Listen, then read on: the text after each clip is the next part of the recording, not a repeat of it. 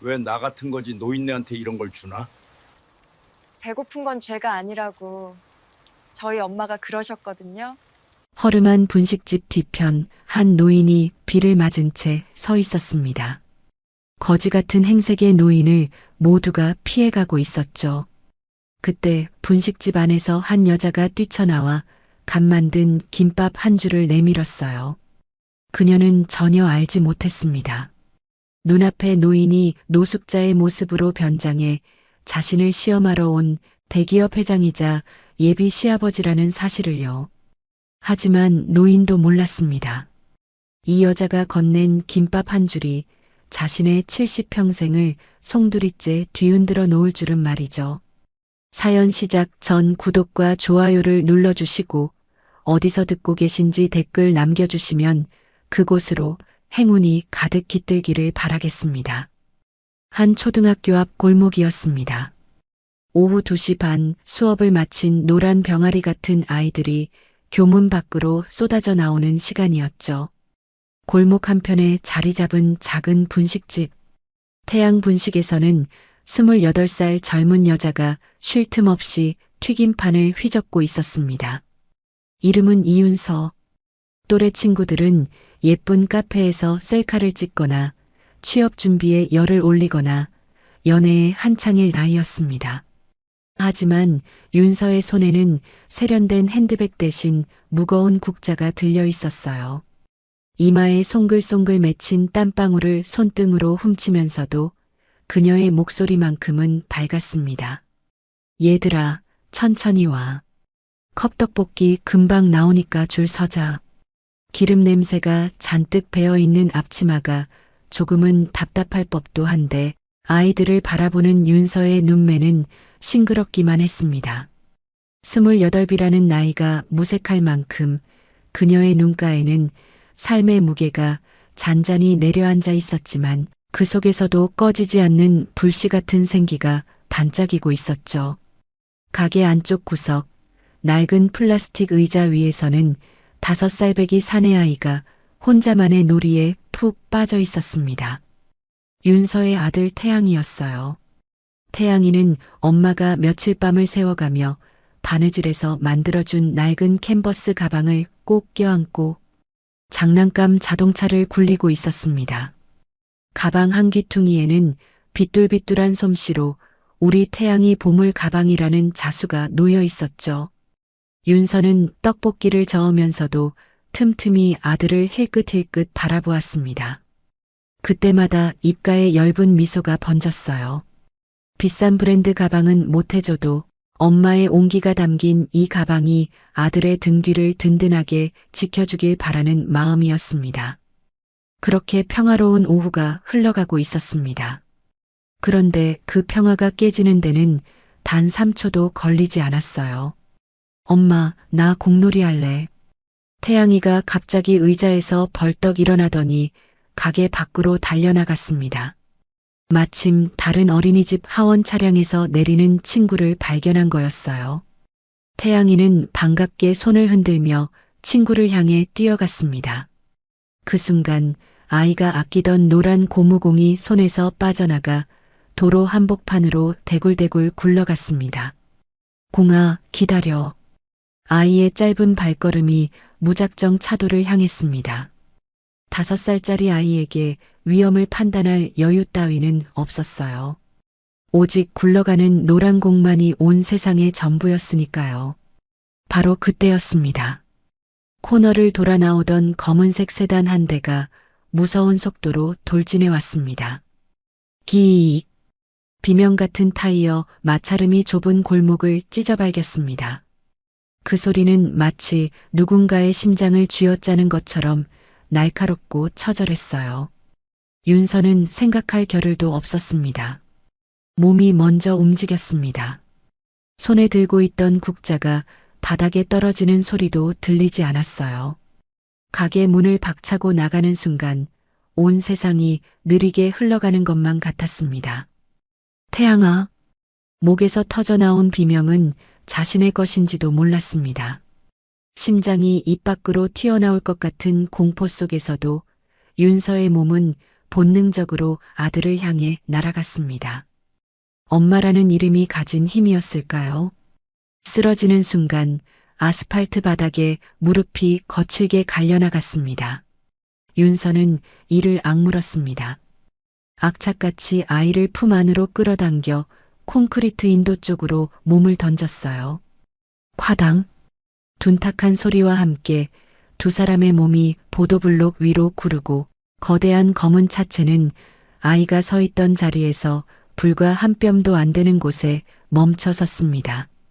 조금만 더 늦었어도, 정말 조금만 더 늦었어도 돌이킬 수 없는 일이 벌어졌을 거였습니다. 골목에는 지독한 타이어 타는 냄새만이 가득 찼습니다. 시간이 멈춘 것처럼 아무 소리도 들리지 않았어요. 주변에 있던 사람들은 입을 틀어막고 숨도 제대로 쉬지 못했습니다. 그 정적을 깬 것은 차 문이 벌컥 열리는 소리였습니다.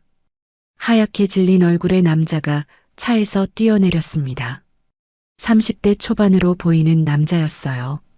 날카롭고 이지적인 인상에 몸에 딱 맞는 고급 정장을 입고 있었습니다. 하지만 지금 그의 얼굴에는 핏기라고는 찾아볼 수 없었습니다. 죄송합니다. 제가 제대로 보지 못해서. 아이가 괜찮습니까? 남자는 떨리는 손으로 아이의 상태를 살피며 연신 고개를 조아렸습니다. 당장이라도 멱살을 잡히거나 무서운 욕설이 터져 나올 거라 예상하며 그는 몸을 움츠렸습니다. 28 젊은 엄마가 피를 흘리며 쓰러져 있고 그 품에 안긴 아이는 겁에 질려 울먹이고 있었으니까요. 그런데 들려온 것은 예상과 전혀 다른 목소리였습니다. 태양아, 괜찮아? 겁먹지 마. 엄마 봐, 응? 윤서는 피가 철철 흐르는 제 무릎은 안중에도 없었습니다. 오직 품 안에서 부들부들 떨고 있는 아이의 등을 토닥이며 진정시키는 데만 집중했어요. 작고 여린 아이의 몸을 꼭 감싸 안은 채 나직하고 부드러운 목소리로 속삭였습니다. 괜찮아, 괜찮아. 엄마가 여기 있잖아. 다 괜찮아. 그리고 윤서는 고개를 들어 남자를 바라보았습니다. 앳된 얼굴에는 원망이나 분노 대신 오히려 상대방을 걱정하는 기운이 서려 있었어요. 많이 놀라셨죠? 남자는 그 말에 눈이 휘둥그레졌습니다. 네. 우리 아이가 공 잡으려고 갑자기 뛰어든 게 잘못이니까요. 보시다시피 애는 멀쩡해요. 정말 괜찮으니까 너무 걱정 마세요. 윤서는 힘겹게 몸을 일으키며 말을 이었습니다. 무릎에서는 여전히 선홍빛 피가 흘러내리고 있었지만 그녀는 그것을 아무렇지도 않다는 듯 손등으로 대충 훔쳤을 뿐이었어요. 남자는 그 자리에 숨이 멎은 듯 굳어버렸습니다. 그의 이름은 강진혁. 대한민국 유통업계 굴지의 대기업 한석그룹의 후계자였습니다. 수천억의 계약을 주무르며 수많은 사람들의 탐욕과 비굴함을 봐왔던 남자였어요. 돈 앞에서 비굴해지는 인간들, 권력 앞에서 아부하는 인간들, 그런 추악한 모습들을 지겹도록 봐왔습니다.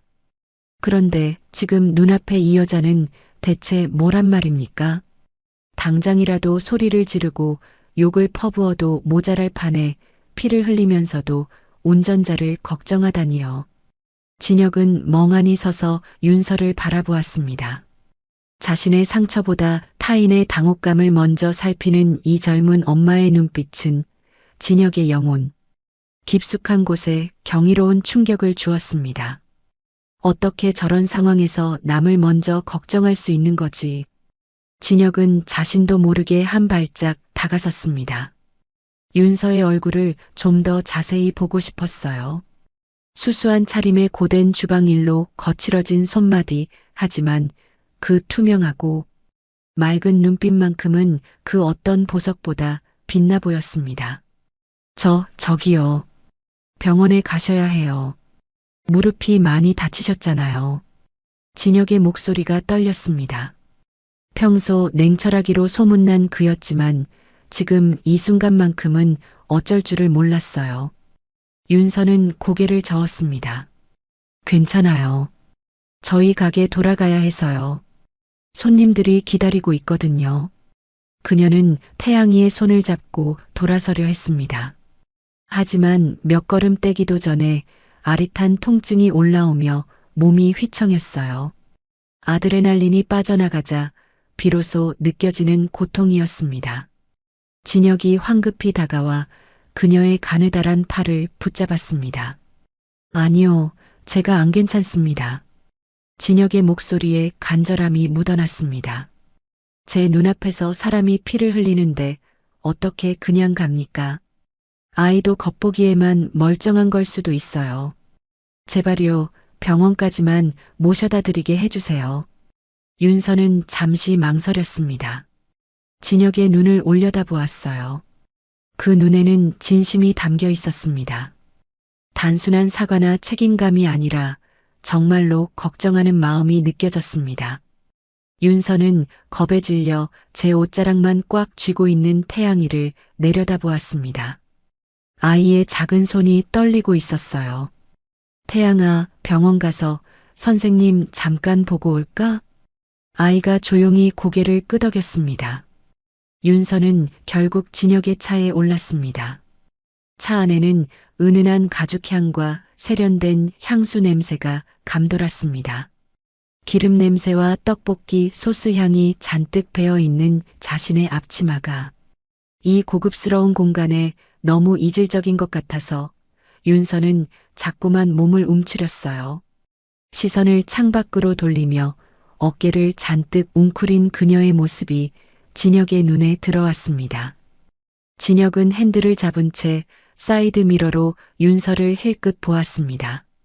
작고 마른 체구, 고단함이 묻어나는 어깨선, 하지만 아이의 손을 꼭 잡고 있는 그 손길만큼은 세상 무엇보다 따뜻해 보였습니다. 진혁의 가슴 한구석에서 알 수 없는 감정이 꿈틀거리기 시작했습니다. 대체 저 여자는 누구일까? 어떻게 살아왔기에 저토록 담담하게 고통을 감당할 수 있는 걸까?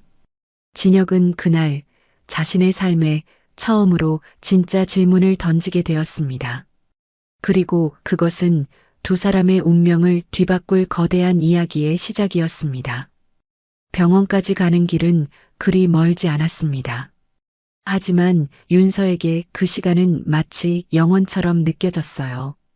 고급 가죽 시트에서 풍기는 향기, 계기판에서 은은하게 빛나는 푸른 불빛, 그리고 창밖으로 스쳐 지나가는 낯선 거리 풍경까지 모든 것이 자신의 세계와는 너무나 동떨어진 것들이었습니다. 거의 다 왔어요. 조금만 더 가면 대학병원이에요. 진혁의 목소리가 조심스럽게 정적을 깼습니다. 윤서는 고개를 살짝 끄덕이며 창밖으로 시선을 돌렸어요. 사이드 미러에 비친 진혁의 얼굴이 언뜻 보였습니다. 그는 계속해서 뭔가 말을 하고 싶은 듯 입술을 달싹거렸지만 끝내 아무 말도 하지 못했습니다. 대학병원 응급실에 도착했을 때 윤서는 진혁의 부축을 받으며 차에서 내렸습니다. 무릎에서 느껴지는 욱신거리는 통증이 점점 심해지고 있었지만 그녀는 이를 악물고 태양이의 손을 놓지 않았어요. 응급실의 백색광은 잔인할 정도로 차가웠습니다. 형광등 불빛이 쏟아지는 하얀 공간 속에서 윤서의 초라한 행색은 더욱 도드라져 보였습니다. 주변의 시선들이 느껴졌지만 윤서는 애써 모른 척했습니다. 지금 그녀에게 중요한 건 오직 태양이의 상태를 확인하는 것뿐이었으니까요. 진혁은 윤서를 대기 의자에 앉히고는 곧장 원무과로 달려갔습니다. 가장 빠른 검사로 부탁드립니다. 5살 아이가 교통사고를 당했어요. 겉으로는 멀쩡해 보여도 내상이 있을 수 있잖아요. 엑스레이든 뭐든 가능한 모든 검사를 다 해주세요. 진혁의 목소리에는 다급함이 묻어났습니다. 원무과 직원이 의아한 눈으로 그를 올려다보았어요. 양복 차림에 고급 시계를 찬 남자가 기름때 묻은 앞치마를 두른 여자와 아이를 데리고 와서 이렇게 애를 쓰는 모습이 흔한 광경은 아니었으니까요. 보호자 관계가 어떻게 되시나요? 그건 그냥 빨리 검사부터 해주세요. 비용은 제가 다 부담하겠습니다. 진혁이 지갑에서 카드를 꺼내려는 순간 뒤에서 윤서의 목소리가 들려왔습니다. 저기요. 진혁이 돌아보자 윤서가 절뚝거리며 다가오고 있었습니다. 한 손으로는 태양이의 손을 꼭 잡고 다른 손으로는 벽을 짚으며 힘겹게 걸어오는 모습이었어요. 그렇게까지 안 하셔도 돼요. 윤서의 목소리는 담담했지만 그 안에는 분명한 선이 그어져 있었습니다. 검사만 받아보고 이상 없으면 바로 갈 거예요. 이런 과한 대접은 솔직히 저한테 좀 불편해요. 진혁은 순간 할 말을 잃었습니다. 눈앞에 이 여자는 타인의 호의보다 자신의 형편을 먼저 생각할 만큼 일찍 철이 들어 있었어요.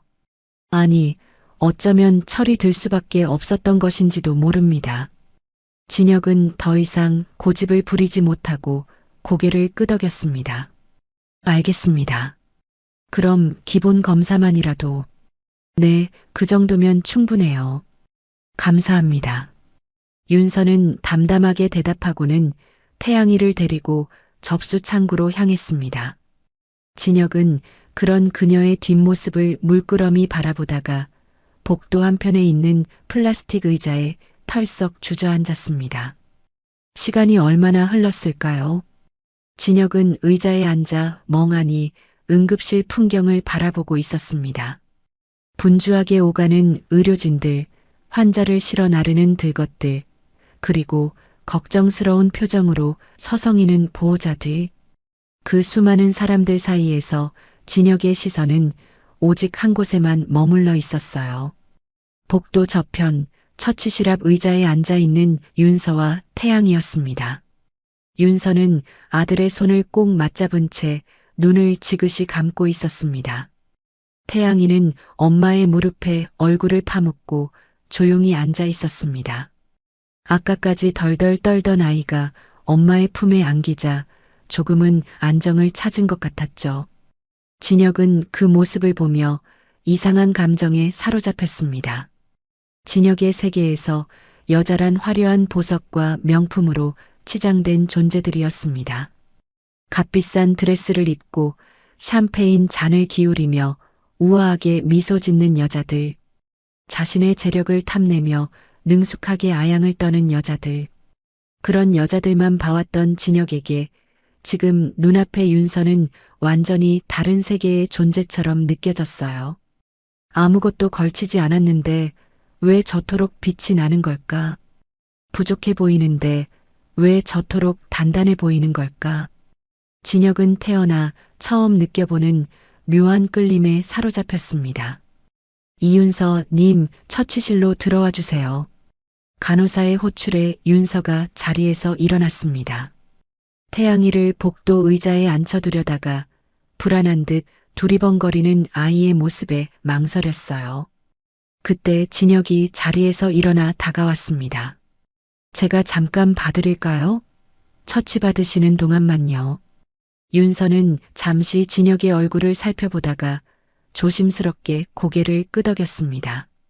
태양아, 엄마 잠깐 치료받고 올게. 이 아저씨랑 여기 앉아서 기다려줄 수 있어?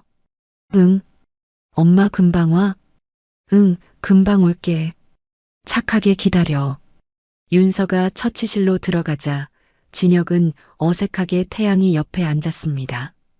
난생 처음 어린아이와 단둘이 남겨진 그는 뻣뻣하게 굳어서 어쩔 줄을 몰랐어요. 그런데 태양이가 먼저 말을 걸어왔습니다. 아저씨, 우리 엄마 많이 아파요? 작고 떨리는 목소리에 진혁의 가슴이 찌릿해졌습니다. 아니, 금방 나을 거야. 의사 선생님이 잘 치료해 주실 거니까 걱정하지 마. 근데 엄마 무릎에서 피가 많이 났잖아요. 나 때문에. 태양이의 눈에 눈물이 그렁그렁 맺혔습니다. 진혁은 당황해서 주머니를 뒤적거리다가 깨끗한 손수건을 꺼내 아이의 눈가를 조심스럽게 닦아주었어요. 태양이 잘못 아니야. 공을 쫓아간 건 어린아이라면 누구나 할 수 있는 일이야. 엄마는 태양이를 지키려고 한 거고 그건 엄마들이 원래 그런 거야. 알겠지? 태양이가 고개를 끄덕이며 손수건으로 눈물을 훔쳤습니다. 진혁은 그런 아이를 보며 마음 한구석이 묘하게 따뜻해지는 것을 느꼈어요. 얼마 후 처치를 마친 윤서가 처치실에서 나왔습니다. 무릎에는 하얀 붕대가 감겨 있었고 걸음걸이가 조금 불편해 보였지만 표정만큼은 담담했어요. 태양이가 달려가 엄마의 손을 잡았습니다. 엄마 안 아파? 응, 하나도 안 아파. 우리 태양이가 잘 기다려줘서 금방 나았어. 윤서는 아이의 머리를 쓰다듬으며 부드럽게 웃었습니다. 진혁은 그 모습을 보며 또다시 가슴이 먹먹해졌어요. 이제 아이 검사 결과만 기다리면 됩니다. 저쪽 의자에서 기다리시죠. 세 사람은 복도 의자에 나란히 앉았습니다. 태양이는 엄마의 무릎에 머리를 기대고 금세 스르르 눈을 감았어요. 긴장이 풀리자 밀려오는 졸음을 이기지 못한 거였죠. 윤서는 잠든 아이의 머리를 쓰다듬으며 나지막이 중얼거렸습니다. 정말 아무 이상 없어야 할 텐데. 진혁은 그런 윤서를 곁눈질로 바라보았습니다. 걱정으로 가득 찬 그녀의 옆 얼굴이 형광등 불빛 아래서 유난히 창백해 보였어요. 괜찮을 거예요. 아이가 활발하게 움직였으니 크게 다친 곳은 없을 겁니다. 네. 그랬으면 좋겠어요. 윤서는 힘없이 웃으며 대답했습니다. 그리고 잠시 망설이다가 입을 열었어요. 저기 기사님, 정말 감사해요. 낯선 사람인데 이렇게까지 신경 써주시고. 낯선 사람이라니요. 제가 운전하던 차 때문에 이렇게 된 건데 당연히 해야 할 일이에요. 그래도요. 세상에 당연한 건 없더라고요. 윤서의 말에 진혁은 할 말을 잃었습니다. 그녀의 목소리에는 세상의 쓴맛을 일찍 본 사람만이 가질 수 있는 담담함이 묻어 있었어요. 이태양 어린이 보호자님? 의사의 호출에 윤서가 벌떡 일어났습니다. 잠든 태양이를 조심스럽게 의자에 눕히고 떨리는 다리를 이끌고 의사에게 다가갔어요. 네, 접니다.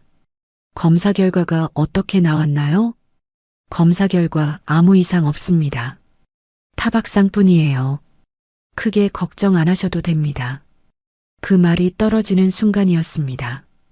꼿꼿하게 버티고 서 있던 윤서의 다리가 맥없이 풀리며 바닥에 주저앉았습니다. 아, 감사합니다. 정말 감사합니다. 윤서는 얼굴을 두 손으로 감싸쥐었습니다. 흐느낌이 새어나오지 않게 입술을 꽉 깨물었지만 어깨는 사정없이 떨렸어요. 그녀의 몸 전체가 파도처럼 출렁거렸습니다. 진혁은 자신도 모르게 윤서에게 다가갔습니다.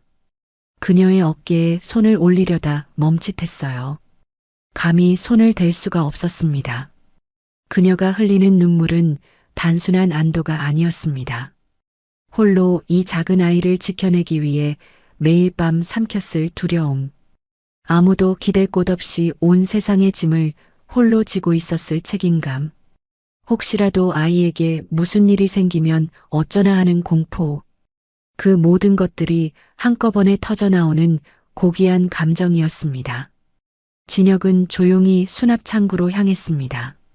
이윤서님, 이태양님 진료비 결제하겠습니다. 보호자 관계가 제가 낼 겁니다.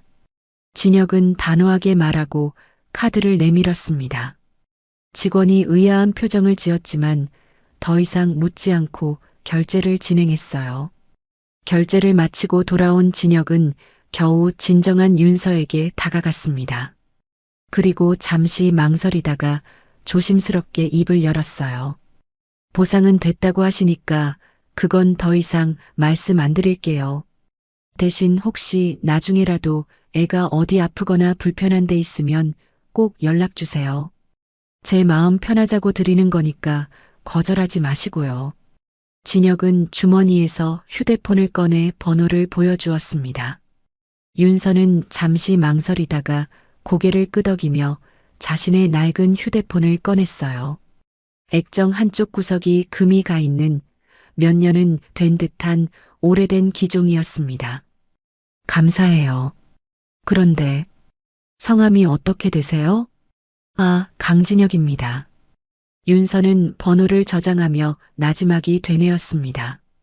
강진혁 씨, 기사님인데 이렇게까지 신경 써주시고 정말 감사해요. 진혁은 순간 멈칫했습니다. 기사님, 윤서는 자신을 운전기사로 알고 있었어요. 고급 세단을 몰고 있었으니 당연한 오해였죠. 진혁은 굳이 정정하지 않았습니다. 오히려 그게 더 편하게 느껴졌어요. 재벌가 후계자가 아닌 그냥 강진혁이라는 한 사람으로 그녀 앞에 서 있는 이 순간이 아닙니다. 별 말씀을요. 그리고 윤서가 고개를 들어 진혁의 눈을 똑바로 응시했어요. 처음으로 두 사람의 시선이 제대로 얽혔습니다. 응급실의 차가운 형광등 불빛 아래서 두 사람은 서로의 눈을 바라보았습니다. 진혁의 눈에는 설명할 수 없는 끌림이, 윤서의 눈에는 조심스러운 감사가 담겨 있었어요. 저는 이윤서라고 합니다. 오늘 정말 많이 도와주셨어요. 감사했습니다. 그녀가 이름을 말하며 살짝 미소 짓는 순간 진혁의 귀에는 응급실의 모든 소음이 아득하게 멀어지는 것 같았습니다. 분주하게 오가는 사람들도 어디선가 들려오는 기계음도 모든 것이 흐릿해지고 오직 그녀의 목소리만이 또렷하게 들려왔어요. 윤서는 잠든 태양이를 조심스럽게 안아 올렸습니다. 그리고 진혁에게 가볍게 고개를 숙인 뒤 응급실 출구를 향해 걸어갔어요. 절뚝거리는 걸음이었지만 그녀의 등은 꼿꼿했습니다. 작은 체구의 아이를 안고 있으면서도 그 뒷모습에서는 이상하게 강인함이 느껴졌어요. 진혁은 멀어져가는 그녀의 뒷모습을 바라보며 혼잣말처럼 그 이름을 되뇌었습니다. 이윤서, 윤서 씨. 그 이름이 입술에 닿는 순간 진혁의 멈춰있던 심장이 거세게 두드려지기 시작했습니다. 그것은 단순히 고마운 인연을 넘어 진혁의 인생을 송두리째 바꿔놓을 운명의 시작이었습니다.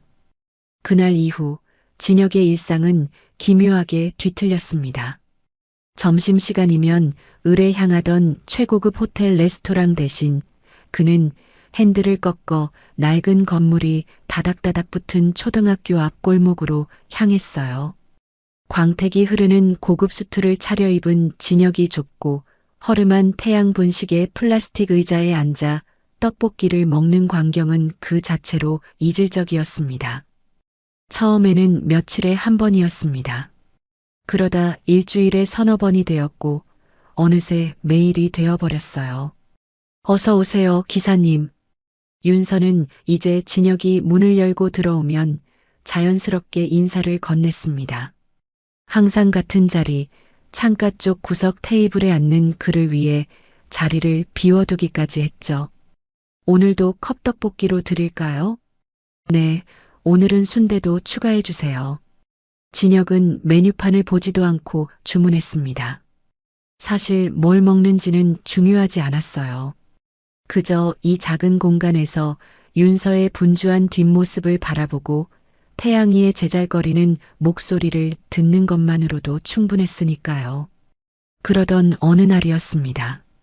윤서가 떡볶이를 내려놓으며 조심스럽게 물었어요. 저기 기사님, 진짜 궁금해서 그런데요. 매일 이렇게 오셔도 윗분들이 눈치 안 줘요? 점심시간에 이렇게 멀리까지 오시면 늦으실 텐데. 진혁은 냅킨으로 입가를 닦으며 잠시 멈칫했습니다. 그리고 낮게 웃음을 터뜨렸어요. 윤서 씨, 사실 저 기사 아닙니다. 네. 윤서의 눈이 동그랗게 커졌습니다.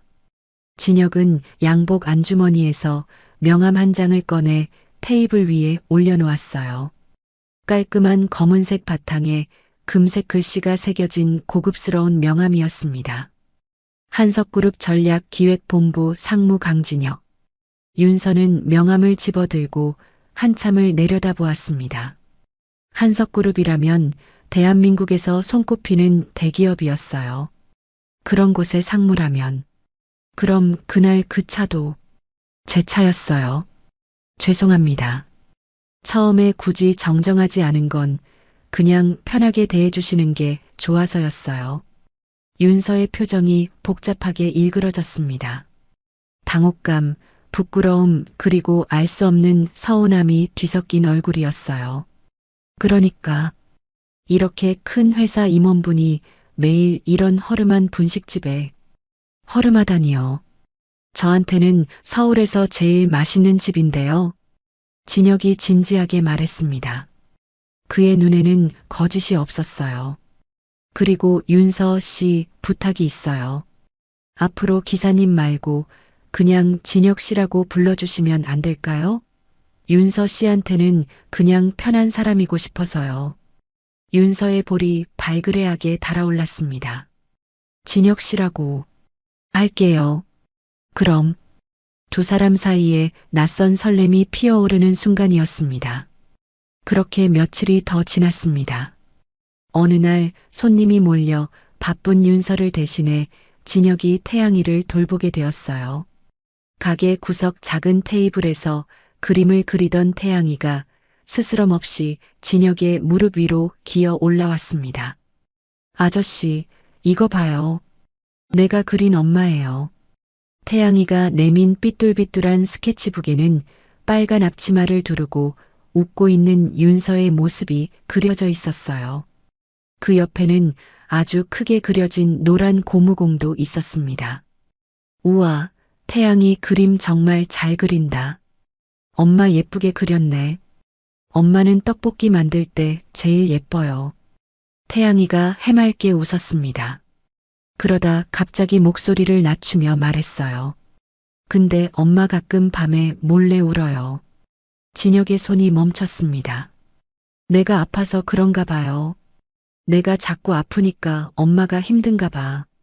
5살 아이의 입에서 나온 뜻밖의 말에 진혁은 가슴 한구석이 찌릿해졌습니다. 이렇게 어린아이가 엄마의 눈물을 알고 있다니. 그리고 그 이유가 자기 탓이라고 생각하고 있다니. 진혁은 조심스럽게 태양이의 작은 손을 맞잡았습니다. 태양아, 엄마가 우는 건 태양이가 아파서가 아니야. 엄마들은 가끔 그냥 우는 거야. 힘들 때. 그럼 아저씨가 엄마 안 울게 해줄 수 있어요? 순수한 눈망울이 진혁을 올려다보았습니다. 응, 아저씨가 도와줄게. 태양이는 환하게 웃으며 주머니 속에서 아껴둔 알사탕 하나를 꺼냈어요. 그리고 진혁의 입에 쏙 넣어주었습니다. 아저씨는 키도 크고 힘도 세 보이니까 우리 엄마 지켜주세요. 아이의 순수한 믿음 앞에 진혁은 자신이 가진 수천억의 자산보다 이 아이의 영웅이 되고 싶다는 강렬한 욕망을 느꼈습니다. 영업이 끝난 늦은 저녁이었습니다. 두 사람은 가게 앞 작은 테이블에 마주 앉아 있었어요. 태양이는 안쪽 방에서 이미 잠이 들었고 골목에는 고요한 정적만이 흐르고 있었습니다. 진혁은 태양이가 건네준 사탕 껍질을 만지작거리다 조심스럽게 질문을 던졌습니다. 윤서 씨, 태양이 아빠는 어떤 사람이었어요? 윤서의 손이 찻잔 위에서 멈췄습니다. 시선이 바닥으로 툭 떨어졌어요. 대학 신입생 때 만난 첫사랑이었어요. 윤서의 목소리는 담담했지만 그 안에는 오래된 상처가 묻어 있었습니다. 세상에서 제일 믿었는데 제가 임신한 걸 알자마자 도망갔어요. 그것도 제 이름으로 빚 보증까지 세워놓고요. 진혁의 미간이 굳어졌습니다. 처음엔 배신감에 죽고 싶었어요. 근데 태양이 얼굴 보니까 그럴 수가 없더라고요. 윤서가 쓸쓸하게 웃었습니다. 그냥 이 아이 지키는 게 제 인생의 전부가 됐어요. 윤서의 덤덤한 고백은 진혁의 가슴을 난도질했습니다. 그는 식탁 너머로 손을 뻗어 윤서의 거친 손등 위에 자신의 손을 포겠어요. 고생 많았습니다. 윤서 씨는 그 사람이 감당할 수 없을 만큼 너무 눈부신 사람이라 그 겁쟁이가 도망친 거예요. 당신 잘못 아닙니다. 진혁의 따뜻한 위로에 윤서는 참아왔던 숨을 길게 내뱉었습니다. 오랜만에 느껴보는 안도감이었어요. 가게를 나서는 길 예고 없는 소나기가 쏟아졌습니다. 처마 밑에서 잠든 태양이를 업고 곤란해하는 윤서에게 진혁은 망설임 없이 자신의 코트를 벗어 펼쳤어요. 비 많이 오는데 감기 걸리면 안 돼요. 자, 이쪽으로 들어와요. 좁은 코트 자락 안에서 세 사람의 숨소리가 가깝게 섞였습니다. 빗소리가 코트를 두드리는 요란한 정적 속에서 윤서가 떨리는 목소리로 물었어요. 왜 이렇게까지 잘해주시는 거예요? 저는 애 딸린 미혼모에 빚까지 있는 여자인데. 진혁은 빗물에 젖은 윤서의 맑은 눈을 똑바로 응시했습니다. 윤서 씨가 어떤 과거를 가졌든 상관없어요. 진혁의 목소리는 낮았지만 단단했습니다. 내가 보는 건 지금 내 앞에서 웃고 아이를 위해 모든 걸 내던지는 이윤서라는 사람이니까요. 당신들을 보고 있으면 내가 그동안 얼마나 가짜처럼 살았는지 깨닫게 돼요. 진혁은 잠시 말을 멈추고 잠든 태양이의 머리를 코트 자락으로 더 깊이 감싸 안았습니다. 그래서 그냥 여기 계속 있고 싶어집니다. 당신들 옆에. 그것은 단순한 호의가 아니었습니다. 한 여자의 인생과 아이의 미래까지 모두 책임지겠다는 묵직한 선언이었어요. 하지만 이 따뜻한 풍경 너머로 누군가의 서슬퍼런 시선이 두 사람을 향하고 있었습니다.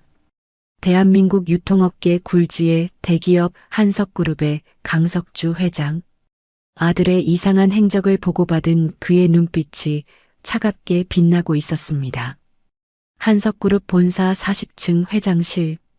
통유리 너머로 서울 시내가 발밑에 깔린 그곳에서 강석주 회장은 비서실장이 건넨 서류 봉투를 펼쳐보고 있었습니다. 봉투 안에는 사진 여러 장과 보고서가 들어 있었어요. 이게 전부인가? 네, 회장님. 상무님께서 최근 2달간 거의 매일 같은 장소를 방문하고 계십니다. 초등학교 앞 분식집입니다. 강 회장의 눈이 가늘어졌습니다. 사진 속에는 허름한 분식집 앞에서 앞치마를 두른 젊은 여자와 어린아이 그리고 그들과 함께 웃고 있는 아들의 모습이 담겨 있었어요. 분식집이라고? 네. 그리고 그 가게 주인은 28살 미혼모입니다. 5살 된 아들이 있는 것으로 파악했습니다. 강 회장의 미간이 깊게 찌푸려졌습니다. 미혼모, 5살 아들. 그의 귀에 들리는 단어들은 하나같이 불쾌한 것들 뿐이었어요. 그래서 우리 아들놈이 그 여자한테 빠진 거란 말이지? 그런 것으로 보입니다, 회장님. 강 회장은 사진을 책상 위에 던지듯 내려놓았습니다. 70평생을 살아오며 맨손으로 이 거대한 그룹을 일궈낸 그였어요. 그는 가난을 벌레보다 더 혐오했어요.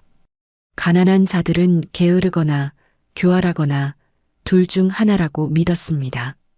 당장 강진혁 불러와. 비서실장이 고개를 숙이고 나가려는 순간 회장실 문이 열렸습니다. 아버님, 드릴 말씀이 있습니다. 진혁이었습니다.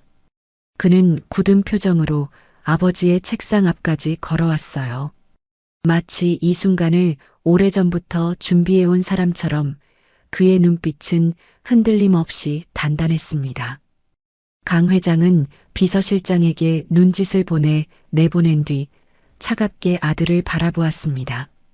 마침 잘 왔다. 나도 내 놈한테 할 말이 있었어. 저부터 말씀드리겠습니다. 진혁은 양복 안주머니에서 사진 한 장을 꺼내 책상 위에 올려놓았습니다. 낡은 분식집 앞에서 윤서, 태양이와 함께 환하게 웃고 있는 자신의 모습이었어요. 결혼하려고 합니다. 순간 회장실의 공기가 얼어붙었습니다. 강 회장의 눈이 천천히 가늘어졌습니다. 그리고 낮고 위험한 목소리가 흘러나왔어요. 뭐라고? 이 여자와 결혼하겠습니다. 아이도 제가 키우겠습니다. 지금 제정신으로 하는 소리냐? 강 회장이 자리에서 벌떡 일어났습니다. 그의 목소리는 낮았지만 그 안에는 서슬퍼런 칼날이 숨겨져 있었어요. 대한민국 유통업계를 짊어질 놈이 어디 근본도 모르는 미혼모랑 살림을 차리겠다고? 그것도 남의 새끼까지 데리고? 아버님, 진혁의 목소리도 단호했습니다. 그 사람은 아버님이 생각하는 그런 천박한 사람이 아닙니다. 제가 평생 가져보지 못한 고귀함을 가진 사람이에요. 자기 몸이 피투성이가 되면서도 남을 먼저 걱정하고 당장 굶을 처지에서도 남의 배고픔을 먼저 걱정하는 사람입니다. 직접 보시면 아실 겁니다. 강 회장은 헛웃음을 터뜨렸습니다. 코웃음에 가까운 비웃음이었어요. 고귀함? 웃기는 소리 하고 있네. 강 회장이 책상을 돌아 아들 앞으로 다가왔습니다. 그의 눈빛은 얼음장처럼 차가웠어요. 가난한 것들이 파는 건 딱 하나다. 동정심, 불쌍한 척, 순수한 척, 그 값싼 연기로 돈 있는 놈들 꼬시는 거야. 내 놈은 지금 그 연기에 속고 있는 거라고. 아버님, 윤서 씨는 그런 사람이. 닥쳐. 강 회장의 호통에 진혁의 말이 끊겼습니다. 그 여자가 내 정체를 알고도 그렇게 순수하게 웃어줄 것 같으냐? 한석그룹 후계자라는 걸 알면 당장 눈빛이 달라질 거다. 내가 수십 년간 봐온 인간들이 다 그랬어. 돈 앞에서 안 무너지는 인간은 없어. 진혁은 입술을 꽉 깨물었습니다. 아버지의 말에 반박하고 싶었지만 그것이 아버지의 상처에서 비롯된 편견이라는 것도 알고 있었어요. 가난했던 시절 아버지가 얼마나 많은 사람들에게 무시당하고 배신당했는지 그 상처가 지금의 냉혹한 강석주 회장을 만들었다는 것을. 아버님, 제가 평생 아버님 뜻대로 살았습니다. 원하시는 학교, 원하시는 전공, 원하시는 자리 다 따랐어요. 하지만 이번만큼은 물러서지 않겠습니다. 진혁은 깊이 고개를 숙였습니다. 윤서 씨와 태양이를 지키겠습니다. 제발 허락해 주십시오. 강 회장은 한참 동안 아들을 내려다보았습니다. 그리고 차갑게 등을 돌렸어요. 나가라. 아버님, 나가라고 했다. 진혁은 더 이상 말하지 못하고 회장실을 나섰습니다. 문이 닫히고 강 회장은 홀로 남아 창밖을 바라보았어요. 발밑으로 내려다 보이는 서울 시내. 저 아래 어딘가에 아들의 마음을 빼앗아간 여자가 있었습니다. 고귀함이라. 강 회장은 냉소를 흘렸습니다. 그리고 인터폰을 눌렀어요. 비서실장. 네, 회장님. 가장 낡은 점퍼 하나 가져와. 며칠은 씻지 않은 노숙자처럼 보여야 하니까. 전화기 너머로 당황한 기색이 느껴졌지만 비서실장은 곧 대답했습니다. 알겠습니다, 회장님. 강 회장은 아들이 말한 그 고귀함이 얼마나 허망한 것인지 직접 눈으로 확인하고 싶었어요. 돈 앞에 장사 없고 돈 앞에서 무너지지 않는 가난뱅이는 없다는 것이 그의 70평생 철칙이었으니까요. 한편 회장실을 나온 진혁은 무거운 발걸음으로 엘리베이터에 올랐습니다. 아버지의 차가운 눈빛이 계속 머릿속을 맴돌았어요. 하지만 그는 곧 마음을 다잡았습니다. 지금 가야 할 곳이 있었으니까요. 태양 분식에 도착했을 때 가게 안에서는 태양이가 진혁이 며칠 전 사준 장난감 자동차를 굴리며 놀고 있었습니다. 윤서는 밀가루 반죽을 치대느라 여념이 없었어요. 진혁 씨, 오늘은 일찍 왔네요. 윤서가 환하게 웃으며 인사했습니다. 하지만 곧 진혁의 표정이 심상치 않다는 걸 알아챘어요. 무슨 일 있었어요? 얼굴이 안 좋아 보여요. 진혁은 대답 대신 태양이에게 다가갔습니다. 그리고 아이를 번쩍 안아 올렸어요. 아저씨. 태양이가 반갑게 진혁의 목을 끌어안았습니다. 태양아, 아저씨가 약속했지? 엄마랑 태양이 지켜주겠다고. 응. 아저씨 힘 제일 세니까. 진혁은 아이의 머리를 쓸어넘기며 윤서를 바라보았습니다. 윤서는 반죽하던 손을 멈추고 진혁에게 다가왔어요. 진혁 씨, 진짜 무슨 일 있는 거죠? 말해줘요. 진혁은 차마 아버지를 만나고 왔다는 말을 하지 못했습니다. 대신 윤서의 밀가루 묻은 손을 꽉 잡았어요.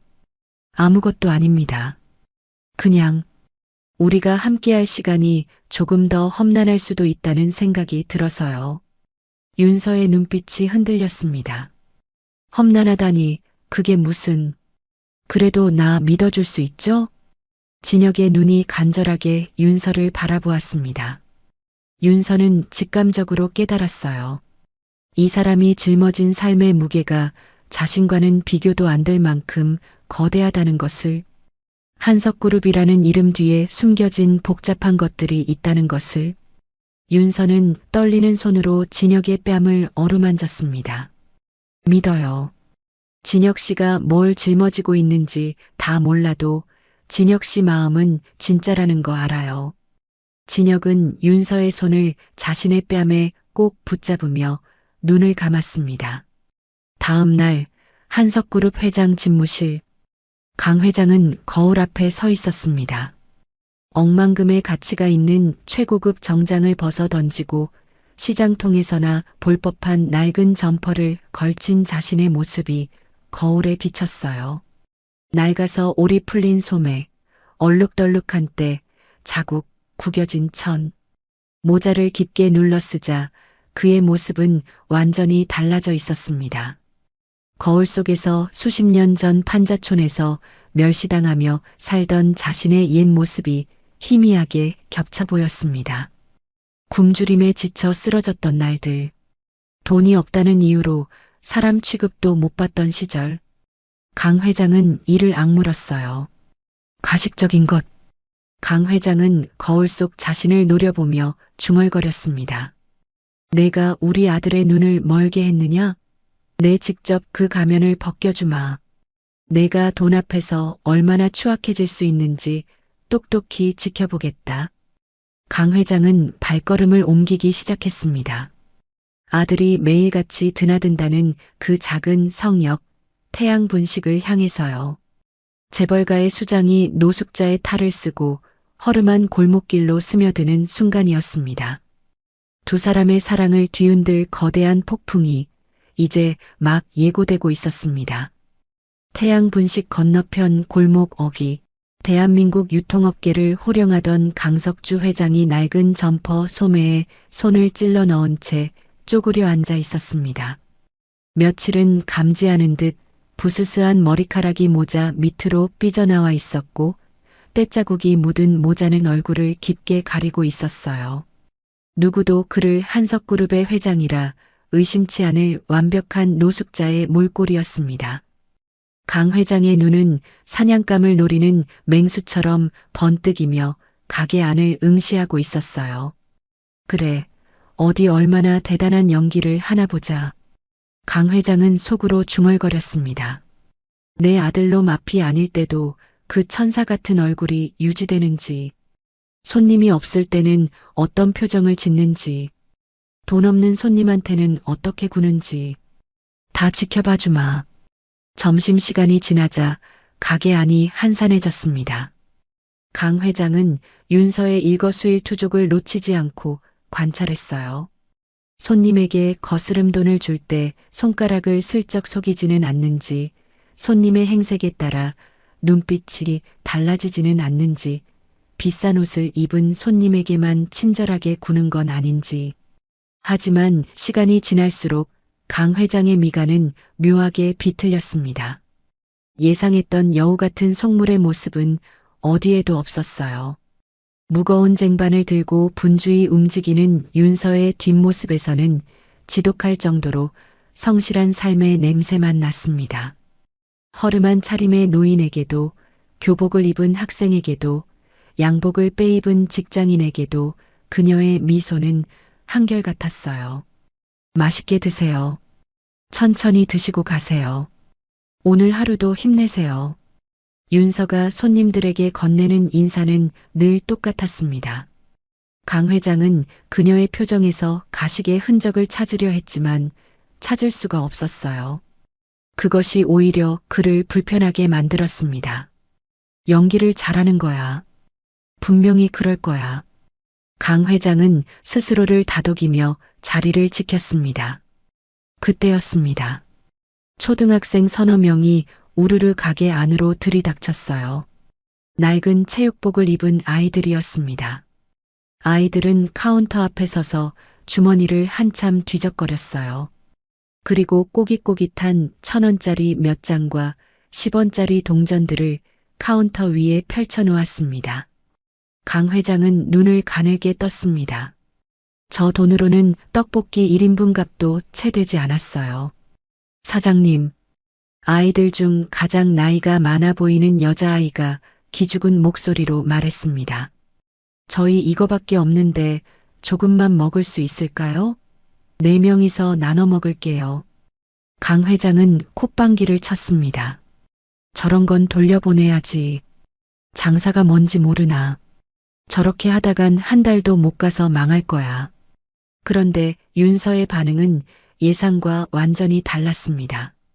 윤서는 행주를 내려놓고 환하게 웃었어요. 28, 청춘의 생기가 가득한 목소리가 가게 안을 울렸습니다. 아이고, 우리 단골들 왔네. 윤서가 카운터를 돌아 나와 아이들 앞에 쪼그려 앉았습니다. 오늘은 사장님이 기분이 너무 좋아서 골든벨 울리는 날이야. 알아? 골든벨이요? 아이들이 고개를 갸웃거렸어요. 응, 골든벨 울리는 날에는 사장님이 다 쏘는 거야. 이건 내가 쏘는 거니까 배 터지게 먹어. 돈은 나중에 너희 성공해서 이모한테 외제차 한 대 사줄 때 갚아. 알았지? 윤서는 오히려 아이들의 자존심이 상할까봐 더 큰 소리로 농담을 던졌습니다. 그리고 주방으로 들어가 떡볶이를 듬뿍 담고 그 위에 김말이와 만두 튀김까지 수북하게 얹어주었어요. 자, 여기 앉아서 천천히 먹어. 더 먹고 싶으면 말하고. 사장님, 감사합니다. 아이들이 환하게 웃으며 자리에 앉았습니다. 윤서는 아이들의 머리를 쓰다듬으며 부드럽게 웃었어요. 강 회장은 그 광경을 지켜보며 입가에 냉소를 걸었습니다. 장사가 아니라 자선 사업을 하고 있군. 그는 속으로 비웃었어요. 아들놈 눈에 들려고 평소에도 저런 가식적인 연출을 연습해온 건가. 저러다 망하면 우리 아들한테 손 벌릴 속셈이겠지. 전형적인 수법이야. 강 회장은 여전히 윤서의 선의를 투자라 치부하며 자리를 뜨려 했습니다. 오늘은 이 정도만 보면 됐다. 내일 다시 오면 되지. 그때였습니다. 하늘에서 갑자기 빗방울이 툭툭 떨어지기 시작했어요. 처음에는 가벼운 빗방울이었지만 순식간에 굵은 장대비로 변해버렸습니다. 강 회장은 비를 피하려 몸을 움츠리며 근처 가게 처마 밑으로 몸을 피했어요. 하지만 처마가 짧아 비를 완전히 막지는 못했습니다. 낡은 점퍼는 금세 빗물을 머금어 차갑게 식어갔어요. 70이 넘은 노인의 몸이 부르르 떨렸습니다. 이런 젠장. 강 회장은 속으로 욕을 내뱉었습니다. 수천억의 자산가가 이런 꼴을 당하다니. 하지만 지금 택시를 부르거나 비서실에 연락할 수는 없었어요. 그랬다간 자신의 정체가 탄로 날 테니까요. 그때 분식집 뒷문이 끼익 소리를 내며 열렸습니다. 윤서였어요. 그녀의 손에는 김이 모락모락 나는 보리차 한 잔과 정성스럽게 호일에 싼 김밥 한 줄이 들려 있었습니다. 윤서는 우산도 없이 비를 맞으며 강 회장이 있는 처마 밑으로 다가왔어요. 할아버지. 윤서가 빗물에 젖어 떨고 있는 강 회장 앞에 쪼그려 앉았습니다. 그리고 조심스럽게 보리차와 김밥을 내밀었어요. 여기서 비 맞으시면 감기 걸려요. 안으로 들어오셔서 이거 따뜻할 때 드세요. 강 회장은 당황해서 고개를 들지 못했습니다. 모자를 더 깊게 눌렀으며 투박한 손으로 컵을 받아들었어요. 손끝으로 전해지는 뜨거운 온기가 얼어붙은 심장을 찌르는 것 같았습니다. 왜? 나 같은 노인네한테 이런 걸 주나? 강 회장의 목소리가 거칠게 갈라졌습니다. 일부러 더 쉰 목소리를 냈어요. 윤서는 그의 눈높이에 맞춰 앉은 채 부드럽게 웃었습니다. 저희 엄마가 그러셨거든요. 배고픈 건 죄가 아니라고. 윤서의 목소리는 담담했지만 그 안에는 진심이 묻어 있었어요. 그리고 할아버지 보니까 예전에 고생만 하시다 돌아가신 저희 외할아버지 생각나서요. 외할아버지도 비 오는 날이면 무릎이 많이 아프셨거든요. 강 회장의 손이 미세하게 떨렸습니다. 김밥 안에는 참치랑 계란 많이 넣었으니까 든든하실 거예요. 천천히 드시고 비 그치면 가세요. 더 필요하시면 말씀하시고요. 엄마. 가게 안에서 태양이의 목소리가 들려왔어요. 태양아. 잠깐만. 윤서가 서둘러 일어났습니다. 그리고 강 회장을 향해 다시 한번 미소 지었어요. 할아버지, 진짜 안으로 들어오셔도 돼요. 괜찮으시면요. 윤서는 그렇게 말하고 가게 안으로 들어갔습니다. 강 회장은 홀로 남겨진 빗속에서 손에 든 보리차를 내려다보았습니다. 김이 모락모락 피어오르고 있었어요. 호일에 쌓인 김밥에서는 고소한 참기름 냄새가 났습니다. 수천만 원의 기부금을 내면서도 단 한 번도 약자의 눈을 맞춰본 적 없던 그였습니다. 자선 행사에서 악수를 하고 사진을 찍고 연설을 하면서도 정작 그들의 눈을 똑바로 본 적은 없었어요. 그저 수표를 건네고 돌아서는 것이 그의 자선이었습니다. 그런데 이 여자는 강 회장은 윤서가 자신에게 쪼그려 앉아 눈을 맞추던 모습을 떠올렸습니다. 그녀의 눈에는 동정도, 불쌍함도, 무시도 없었어요. 그저 당연한 것을 하는 사람의 자연스러움만 있었습니다. 계산이 배제된 투명한 진심. 강 회장은 천천히 보리차를 한 모금 마셨습니다. 따뜻한 액체가 목을 타고 내려가며 얼어붙은 몸을 녹였어요. 그 순간 가슴 한구석에서 잊고 있던 해묵은 통증이 다시 시작되었습니다. 오래전 판자촌에서 굶주리던 시절, 동냥을 하다 쫓겨나고 무시당하고 멸시당하던 그때 누군가 따뜻한 밥 한 끼를 건네주었다면 자신의 인생이 달라졌을까요?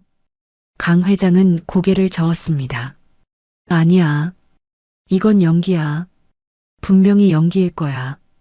그는 스스로에게 되뇌었어요. 하지만 손에 든 보리차의 온기는 쉽게 부정되지 않았습니다. 비가 조금씩 그치기 시작했습니다. 강 회장은 자리에서 일어나 호일에 쌓인 김밥을 품에 넣었어요. 그리고 태양 분식을 한번 돌아본 뒤 어둠 속으로 발걸음을 옮겼습니다. 내일 다시 와야겠군. 강 회장은 중얼거렸습니다. 아직 확인할 게 남았어. 저 여자의 본색을 반드시 밝혀내겠어. 하지만 그의 발걸음은 왠지 모르게 무거웠습니다. 그리고 품속의 김밥은 이상할 정도로 따뜻했어요. 다음 날도 강 회장은 그 골목을 떠나지 못했습니다. 어제 마신 보리차의 온기가 체한 듯 가슴에 얹혀 있었기 때문이었어요. 밤새 뒤척이다 새벽녘이야 겨우 잠이 들었는데 꿈속에서도 윤서가 쪼그려 앉아 자신의 눈을 맞추던 장면이 떠올랐습니다. 그래도 분명 뒤가 구린 구석이 있을 거야. 강 회장은 스스로를 다독이며 다시금 낡은 점퍼를 걸쳤습니다. 그리고 어제와 같은 자리, 전신주 뒤편에 몸을 숨겼어요. 노숙자 행세를 하는 것도 이제 제법 익숙해졌습니다. 가게 안은 평화로웠습니다.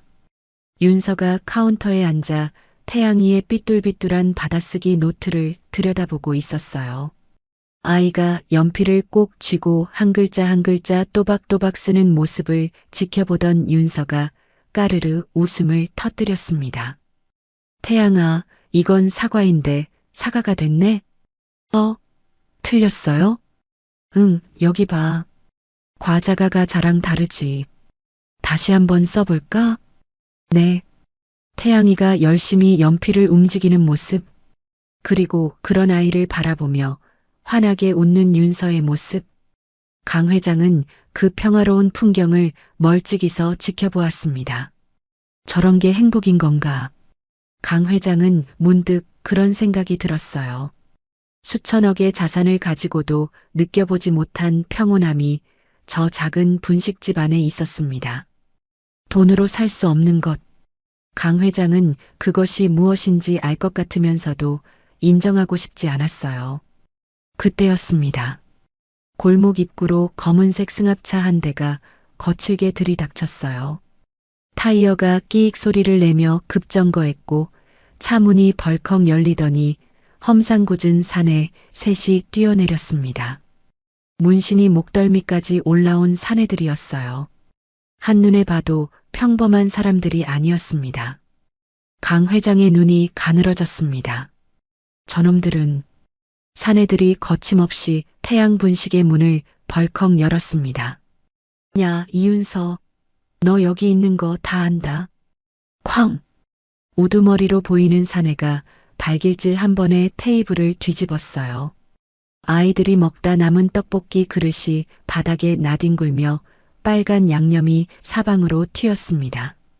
컵이 깨지고 젓가락이 굴러다니고 순식간에 가게 안이 난장판이 되었어요. 엄마, 놀란 태양이가 의자에서 뛰어내려 윤서의 다리를 붙잡았습니다. 아이의 몸이 나뭇잎처럼 떨리고 있었어요. 윤서의 얼굴이 하얗게 질렸습니다. 그녀는 본능적으로 아이를 자신의 등 뒤로 숨겼어요. 당신들 뭐야? 여기서 이러지 말고 나가요. 윤서가 떨리는 목소리로 외쳤습니다. 하지만 그녀의 목소리는 공포에 떨리고 있었어요. 사채업자 우두머리가 비열한 웃음을 지으며 서류 한 장을 흔들었습니다. 뭐긴 뭐야? 빚 받으러 왔지. 빚이라니 무슨. 내 전 남친 그 새끼 있잖아. 박준호인가 뭔가. 그놈이 내 이름으로 보증선거, 이자가 불어서 이젠 억 단이야. 윤서의 눈이 휘둥그레졌습니다. 억 단이요? 그게 무슨. 원금에 이자 붙고 이자에 이자 붙고 돈 굴리는 게 원래 그런 거야. 그 새끼는 튀었으니 내가 갚아야지. 보증인이 내 이름으로 되어 있잖아. 우두머리가 서류를 윤서의 얼굴 앞에 들이밀었어요. 윤서의 손이 부들부들 떨렸습니다. 대학 시절 사랑한다던 남자가 자신의 이름으로 몰래 빚 보증을 세우고 도망갔던 그 악몽이 다시 떠올랐어요. 돈 없으면 몸으로라도 때우든가 아니면 이 가게라도 당장 넘겨. 사내가 윤서의 어깨를 거칠게 밀쳤습니다. 윤서가 비틀거리며 뒤로 넘어질 뻔했어요. 안 돼. 태양이가 울음을 터뜨리며 엄마를 붙잡았습니다.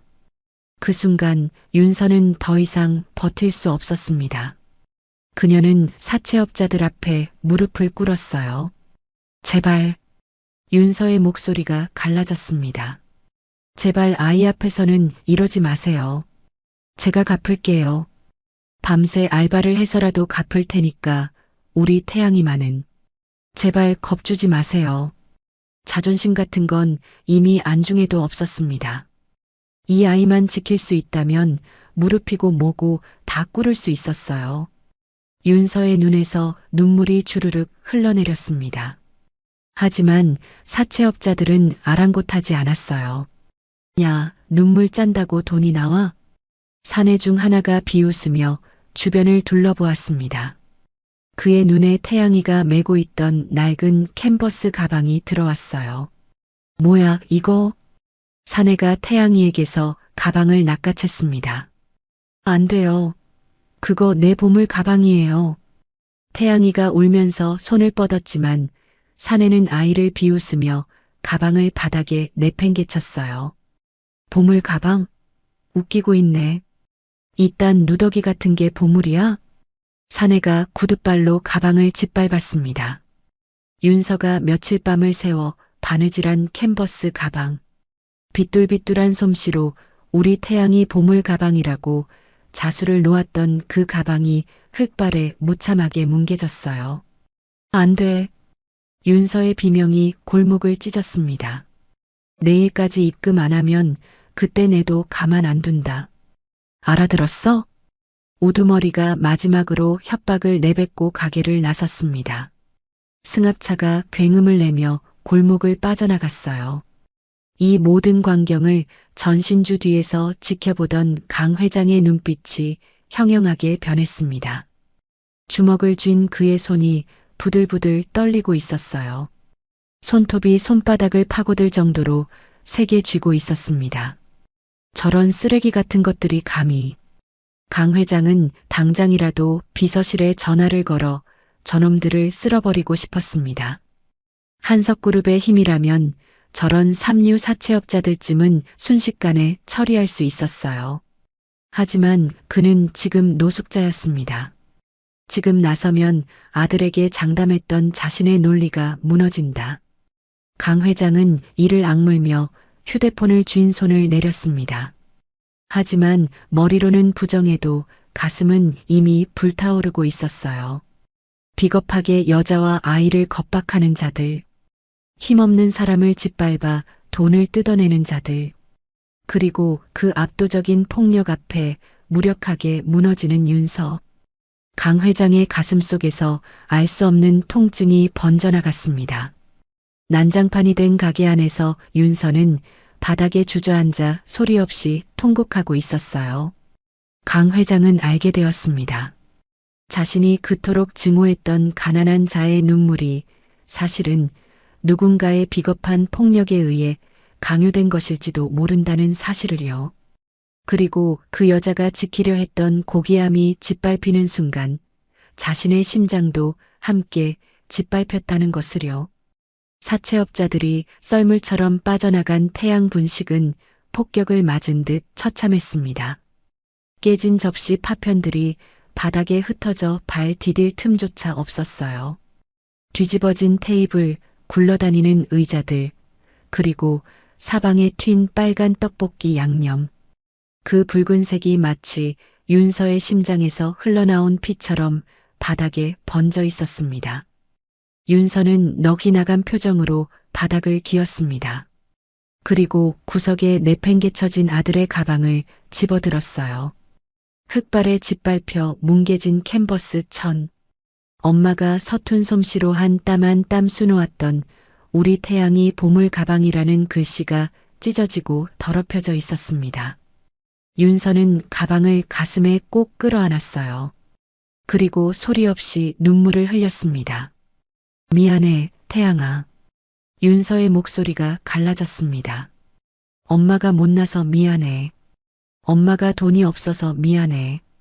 공포에 질려 엄마의 등 뒤에 숨어있던 태양이가 조심스럽게 다가왔습니다. 5살 아이는 작은 손으로 엄마의 눈물을 닦아주었어요. 엄마 울지 마. 태양이의 목소리도 떨리고 있었습니다. 가방 안 예뻐도 돼. 내가 다시 예쁘게 그릴게. 응? 엄마 울지 마. 5살 아들의 위로에 윤서는 가슴이 찢어지는 고통을 느꼈습니다. 이렇게 어린아이가 엄마를 위로해야 하는 상황이 너무나 비참했어요. 윤서는 아이를 꽉 끌어안았습니다. 태양아, 미안해. 엄마가 정신 차릴게. 미안해. 윤서는 아이의 등을 토닥이며 억지로 눈물을 삼켰습니다. 하지만 오래 울 여유조차 없었어요. 무거운 몸을 일으킨 윤서는 벽에 걸린 달력을 보았습니다. 내일은 동네 독거노인들을 위해 1년째 매달 이어온 무료급식 데이였어요. 윤서는 떨리는 손으로 구석에 세워둔 대걸레를 잡았습니다. 태양아, 엄마 청소 좀 해야 해. 저기 의자에 앉아서 기다려줄 수 있어? 응, 엄마. 나도 도와줄게. 아니야, 유리 파편 있어서 위험해. 가만히 앉아 있어. 윤서는 깨진 유리 파편들을 하나하나 주워 담기 시작했습니다. 손가락이 베어 피가 났지만 아랑곳하지 않았어요. 뒤집어진 테이블을 세우고 흩어진 의자를 정리하고 바닥에 번진 양념을 걸레로 닦아냈습니다. 그러다 창고 구석에서 무료급식 데이라고 적힌 현수막을 꺼냈어요. 그리고 가게 한쪽 벽에 현수막을 걸고 있었습니다. 골목 끝에서 이 모든 과정을 지켜보던 강 회장은 도무지 이해할 수 없다는 표정으로 가게 안을 응시했어요. 내일이면 당장 길거리에 나앉게 생겼는데 저 여자는 대체 왜 저러고 있는 거지? 강 회장은 결국 참지 못하고 가게 안으로 발을 들여놓았습니다. 삐걱. 낡은 문이 열리는 소리에 윤서가 고개를 돌렸어요. 만신창이가 된 몰골이었지만 들어온 노인을 보자 서둘러 흐트러진 머리를 묶으며 억지 미소를 지었습니다. 아, 할아버지. 어제 잘 들어가셨어요? 윤서의 목소리는 여전히 밝았습니다. 눈가가 부어 있고 손가락에서 피가 나고 있으면서도 손님을 맞이하는 그녀의 태도는 변함이 없었어요. 지금 가게가 좀 엉망이라 잠시만 기다려주세요. 금방 자리 치울게요. 윤서의 그 말에 강 회장의 이성이 끊어졌습니다. 자네 제정신인가? 강 회장이 버럭 소리를 질렀어요. 윤서가 깜짝 놀라 손에 들고 있던 걸레를 떨어뜨렸습니다. 남의 빚 때문에 당장 죽게 생겼는데 내일 남들 밥 먹일 걱정을 한다고? 저 현수막은 뭔가? 무료급식? 자네 지금 상황 파악이 안 되나? 강 회장의 목소리가 가게 안을 울렸습니다. 이 미련한 사람아, 자네부터 살고 봐야 할 거 아냐? 당장 내일 사채업자 놈들이 다시 올 텐데 남 걱정할 데가 어디 있어?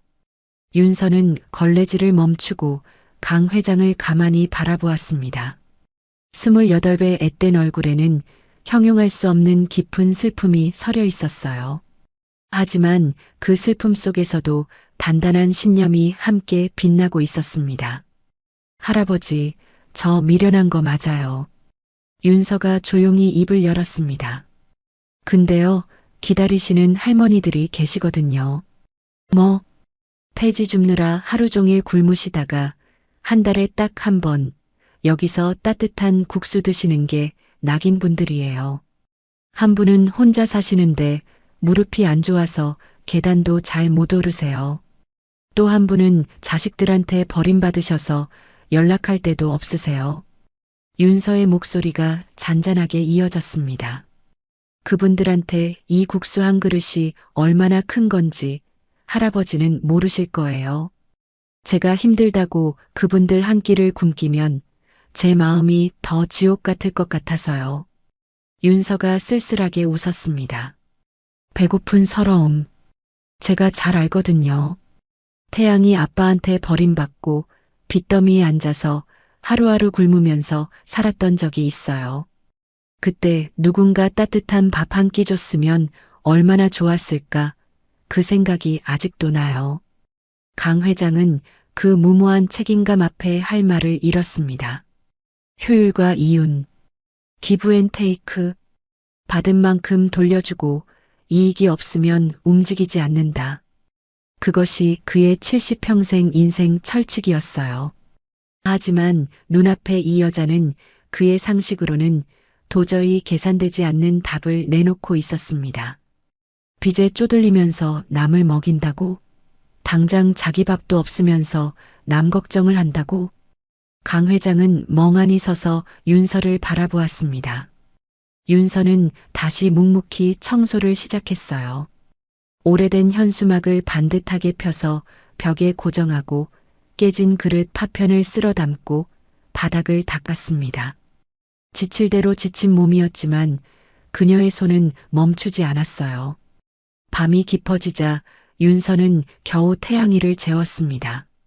아이가 곤히 잠든 것을 확인한 뒤 윤서는 주방 구석에 홀로 앉았어요. 그녀의 저녁 식사는 태양이 남긴 식어버린 국물에 찬밥 한 덩이를 만 것이 전부였습니다.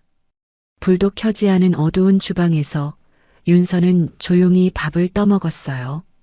강 회장은 가게 밖 어둠 속에서 그 광경을 지켜보고 있었습니다. 저게 저 여자의 저녁이란 말인가. 강 회장의 가슴이 쿵 내려앉았어요. 자신은 항상 저녁에 최고급 한우와 산해진미로 차려진 밥상을 받았습니다. 먹다 남긴 음식은 쓰레기통으로 직행했죠. 하지만 눈앞의 여자는 남은 국물에 밥을 말아 저녁을 때우고 있었어요. 그리고 내일 저 여자는 그 가난한 몸으로 다른 가난한 사람들을 먹일 준비를 하고 있었습니다. 윤서가 식사를 마치고 주방으로 들어갔습니다. 그리고 내일 국수에 쓸 멸치를 다듬기 시작했어요. 작은 멸치의 내장을 하나하나 손으로 발라내며 윤서는 조용히 콧노래를 흥얼거렸습니다. 그 콧노래 소리가 어둠 속으로 새어나왔어요. 강 회장은 그 소리를 들으며 가슴이 찌릿하게 저려오는 것을 느꼈습니다. 수천억의 자산가인 나보다 사채 빚에 시달리면서도 멸치 육수를 우려내는 저 아이가 훨씬 더 거대한 부를 가진 것 같구나. 강 회장은 생전 처음으로 돈이 아닌 인간의 품격에 대해 깊은 의문에 빠졌습니다. 진짜 부자는 누구인가? 통장에 돈이 많은 사람인가 아니면 가진 것 없어도 나눌 줄 아는 사람인가? 강 회장은 평생 가난을 증오해 왔습니다. 가난은 무능의 증거이고 가난한 자들은 게으르거나 교활하다고 믿어왔어요. 그래서 돈을 모으고 권력을 쌓고 누구에게도 무시당하지 않는 위치에 올랐습니다. 하지만 지금 이 순간 그는 깨달았어요. 자신이 평생 쌓아온 것들이 저 작은 분식 집안에서 멸치를 다듬는 젊은 엄마의 마음 앞에서는 한없이 초라하다는 것을.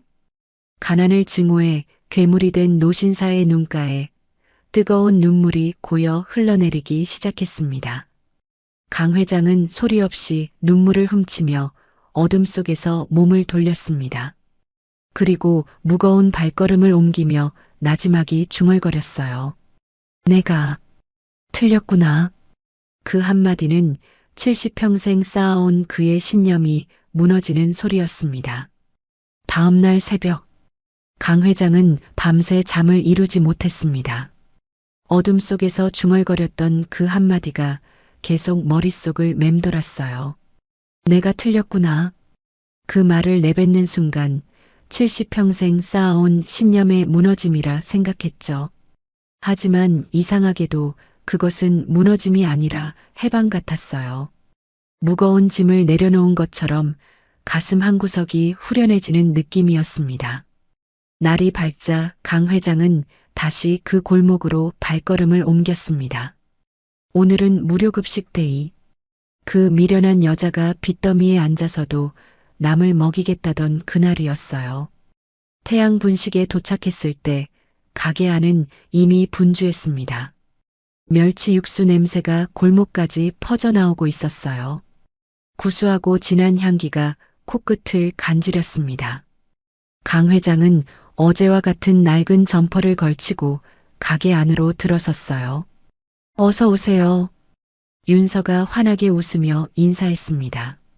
어제 그렇게 울었던 사람이라고는 믿기지 않을 만큼 그녀의 목소리는 씩씩했어요.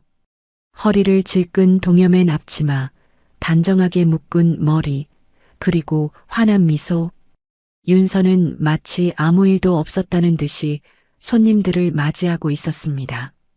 가게 안에는 이미 노인들이 여럿 앉아 있었어요. 허리가 굽은 할머니, 지팡이를 짚은 할아버지, 폐지를 실은 리어카를 가게 밖에 세워둔 할머니까지 모두 낡은 옷차림에 거칠게 갈라진 손을 가진 분들이었습니다. 할머니, 이쪽으로 앉으세요. 국물 뜨거우니까 천천히 드시고요. 윤서가 한 할머니의 팔을 부축해 자리에 앉혔습니다. 그리고 김이 모락모락 나는 잔치국수 한 그릇을 조심스럽게 내려놓았어요. 우리 윤서가 이렇게 고생하는데 우리가 뭘 해줄 수가 있어야지. 할머니가 미안한 표정으로 말했습니다. 무슨 말씀이세요? 할머니들 오시는 게 제가 좋아서 하는 건데요. 맛있게 드세요. 윤서가 환하게 웃었습니다. 그 웃음에는 가식이라곤 찾아볼 수 없었어요. 강 회장은 구석자리에 웅크리고 앉았습니다. 노숙자 행세를 하는 것도 이제 며칠째. 아무도 그를 한석그룹의 회장이라고 의심하지 않았어요. 잠시 후 윤서가 강 회장 앞에도 잔치국수 한 그릇을 내려놓았습니다. 김이 모락모락 피어오르는 국수 위에는 고명으로 올린 계란 지단과 김가루 그리고 파가 예쁘게 얹혀 있었어요. 옆에는 갓 버무린 겉절이까지 듬뿍 담긴 작은 접시가 놓였습니다. 윤서가 강 회장의 곁에 잠시 앉으며 나지막이 말했어요. 할아버지, 어제는 제가 너무 정신이 없었죠. 이거 드시고 기운 내세요. 윤서가 따뜻하게 웃었습니다. 어제 보니까 속이 많이 비신 것 같아서 국수양 많이 드렸어요. 국물도 진하게 우렸으니까 천천히 드세요. 강 회장은 고개를 끄덕이며 투박한 나무젓가락을 들었습니다. 국물을 한 모금 들이키는 순간이었어요. 강 회장의 손이 미세하게 떨리기 시작했습니다. 혀끝을 감도는 구수하고 진한 멸치 육수, 그리고 그 끝에 남는 달큰한 채수의 맛. 짜지도 싱겁지도 않은 절묘한 간. 면발을 감싸는 국물의 깊은 감칠맛. 이 맛. 강 회장의 눈이 커졌습니다. 이건 우리 어머니 맛인데. 60년 전의 기억이 파도처럼 밀려왔습니다. 강 회장이 10살 무렵이었죠. 판자촌 골목 끝 낡은 판잣집에서 작은 식당을 하시던 어머니. 새벽부터 일어나 멸치를 다듬고 국물을 우리고 손님들에게 국수를 말아주시던 어머니의 모습이 눈앞에 아른거렸어요. 그때도 이런 맛이었습니다. 가난해서 재료가 부족해도 정성만큼은 가득 담긴 국물. 돈이 없어 제대로 된 고명도 올리지 못했지만 한 그릇 한 그릇 온 마음을 다해 만들던 어머니의 손맛. 강 회장은 젓가락을 든 손이 떨리는 것을 멈출 수가 없었습니다. 가난이 끔찍해 어머니의 거친 손을 외면했던 세월이었어요. 성공을 위해 뒤도 안 돌아보고 달려왔습니다. 성인이 되어 판자촌을 떠나 서울로 올라오던 날 어머니가 눈물을 흘리며 손을 잡았지만 뿌리쳤어요. 어머니가 돌아가시던 날 임종 자리에도 가지 않았습니다. 가난한 유산은 필요 없다며 독하게 마음을 먹었어요. 장례식장에서 눈물 한 방울 흘리지 않고 돌아섰습니다. 그렇게 살아왔어요. 가난을 증오하고 돈을 모으고 권력을 쌓고 누구에게도 무시당하지 않는 위치에 올랐습니다. 하지만 그 긴 세월 동안 어머니의 국수 맛은 단 한 번도 다시 만나지 못했어요. 그런데 지금 28 어린 여자가 내놓은 국물 한 그릇이 그 맛을 되살려 놓았습니다. 국수 김 사이로 아련하게 떠오르는 어머니의 야윈 얼굴. 그리고 지금 부엌에서 분주히 움직이는 윤서의 모습이 겹쳐 보였어요. 둘 다 가난했습니다. 둘 다 힘들었습니다. 하지만 둘 다 따뜻했어요. 강 회장의 눈동자가 사정없이 흔들렸습니다. 굵은 눈물이 눈가에 맺히기 시작했어요. 그때였습니다. 할아버지. 작은 목소리가 들려왔어요. 고개를 돌리니 태양이가 강 회장 앞에 서 있었습니다. 아이는 고사리 같은 손을 펴서 알사탕 하나를 강 회장의 무릎 위에 올려놓았어요. 이거 드세요. 이게 뭐냐? 강 회장이 쉰 목소리로 물었습니다. 엄마가 이거 먹으면 기분이 좋아진대요. 아까 보니까 할아버지 눈이 슬퍼 보여서 내가 아끼는 건데 드릴게요. 태양이의 맑은 눈망울이 강 회장을 올려다보았습니다. 5살 아이의 순수한 눈빛. 거기에는 계산도 의도도 아무것도 없었어요. 그저 슬퍼 보이는 노인에게 자신이 가진 가장 소중한 것을 나누려는 마음뿐이었습니다. 그 순간 강 회장의 심장 속에서 억눌렸던 무언가가 툭 하고 터져버렸습니다. 눈물이 쏟아졌어요. 70의 노신사는 차마 아이를 품에 안지도 못한 채 고개를 푹 숙였습니다. 어깨가 들썩거리며 흐느낌이 새어나왔어요. 미안하다. 강 회장이 웅얼거렸습니다. 미안해. 누구에게 하는 사과인지 알 수 없었어요. 뿌리치고 온 어머니에게인지 아니면 며칠 동안 감시하고 의심했던 윤서에게인지 아니면 결혼을 반대했던 아들에게인지 어쩌면 그 모두에게였는지도 모릅니다. 굵은 눈물이 국수 그릇 위로 툭툭 떨어졌습니다. 국물 위에 동그란 파문이 퍼져나갔어요. 가난은 혐오해야 할 악이 아니라 그저 온기로 채워야 할 빈자리였음을 그는 70이 다 돼서야 깨달았습니다. 한참을 울고 난 뒤 강 회장은 떨리는 손으로 바지 깊숙한 곳에서 휴대폰을 꺼냈습니다. 그는 더 이상 관찰자가 아니었어요. 윤서의 고통은 곧 자신의 어머니가 겪었던 고통이었습니다. 태양이의 눈물은 자신의 어린 시절 상처였어요. 더 이상 지켜만 볼 수 없었습니다. 강 회장은 가게 밖으로 나왔습니다.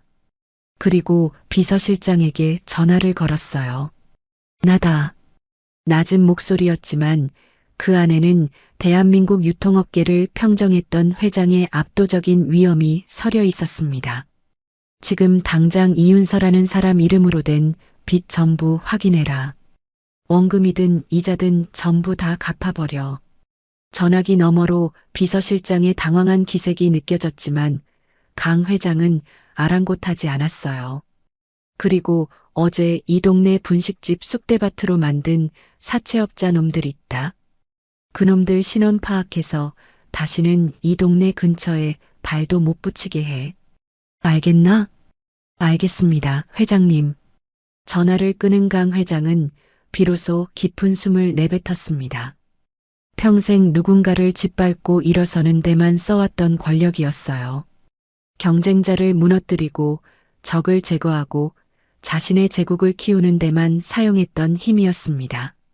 하지만 오늘 처음으로 그 권력을 누군가를 지키는 데 사용했습니다.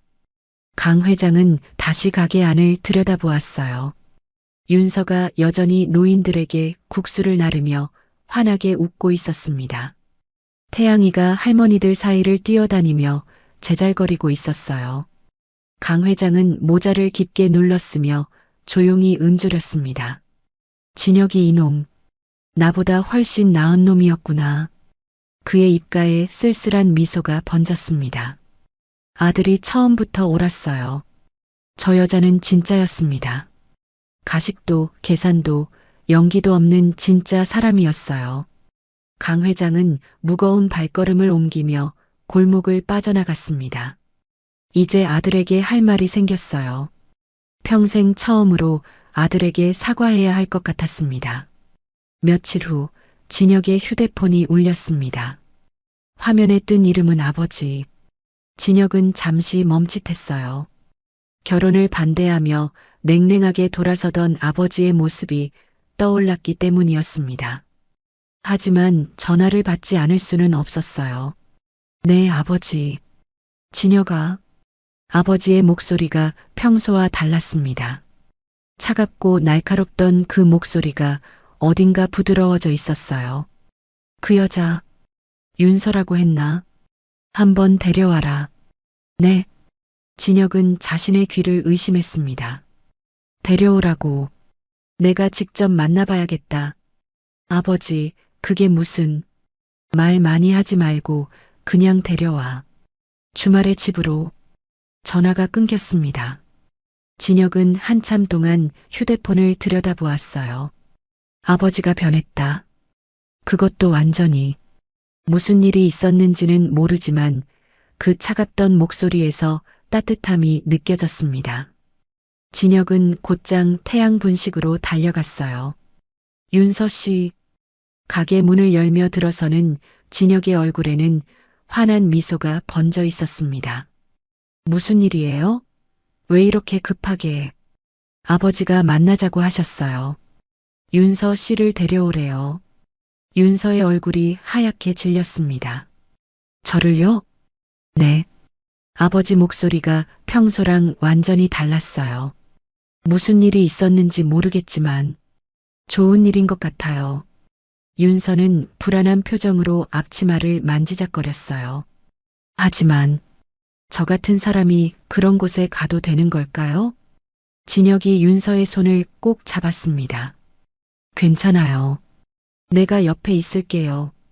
주말 오후 진혁의 차를 타고 도착한 한석그룹 회장 저택은 입구부터 숨이 막힐 듯 거대했습니다. 철문이 열리자 끝없이 펼쳐진 정원이 나타났어요. 잔디밭 사이로 난 길을 따라 한참을 들어가자 거대한 저택이 모습을 드러냈습니다. 대리석으로 지어진 3층 건물. 그 규모는 윤서가 살아온 세계와는 너무나 달랐어요. 차에서 내린 윤서는 저택을 올려다보며 다리가 떨리는 것을 느꼈습니다. 현관문이 열리자 더욱 압도적인 광경이 펼쳐졌어요. 끝없이 펼쳐진 대리석 복도, 은은한 향나무 냄새, 그리고 천장을 가득 채운 화려한 샹들리에의 불빛. 윤서는 자꾸만 위축되는 마음에 제 옷자락을 만지작거렸습니다. 태양이는 신기한 듯 주변을 두리번거렸어요. 엄마, 여기 진짜 크다. 우리 집보다 100배는 큰 것 같아. 태양아, 조용히. 윤서가 아이의 손을 꼭 잡았습니다. 그리고 복도 한가운데서 멈춰 섰어요. 진혁 씨, 저 역시 돌아가는 게 좋겠어요. 네. 이런 곳은 저랑 어울리지 않아요. 저 같은 사람이 여기 있으면 민폐만 될 것 같아요. 윤서가 고개를 떨구었습니다. 어깨가 잔뜩 움츠러들어 있었어요.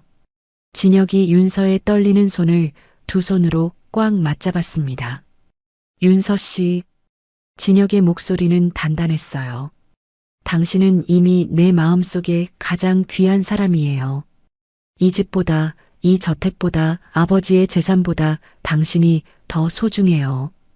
윤서가 고개를 들어 진혁을 바라보았습니다. 아버지가 먼저 보자고 하신 거예요.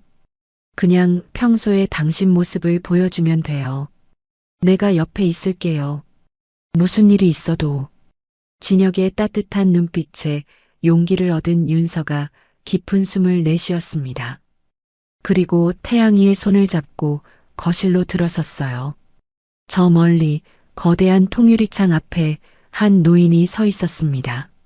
최고급 정장을 차려입고 노을을 등진 채 위엄 있게 서 있는 뒷모습.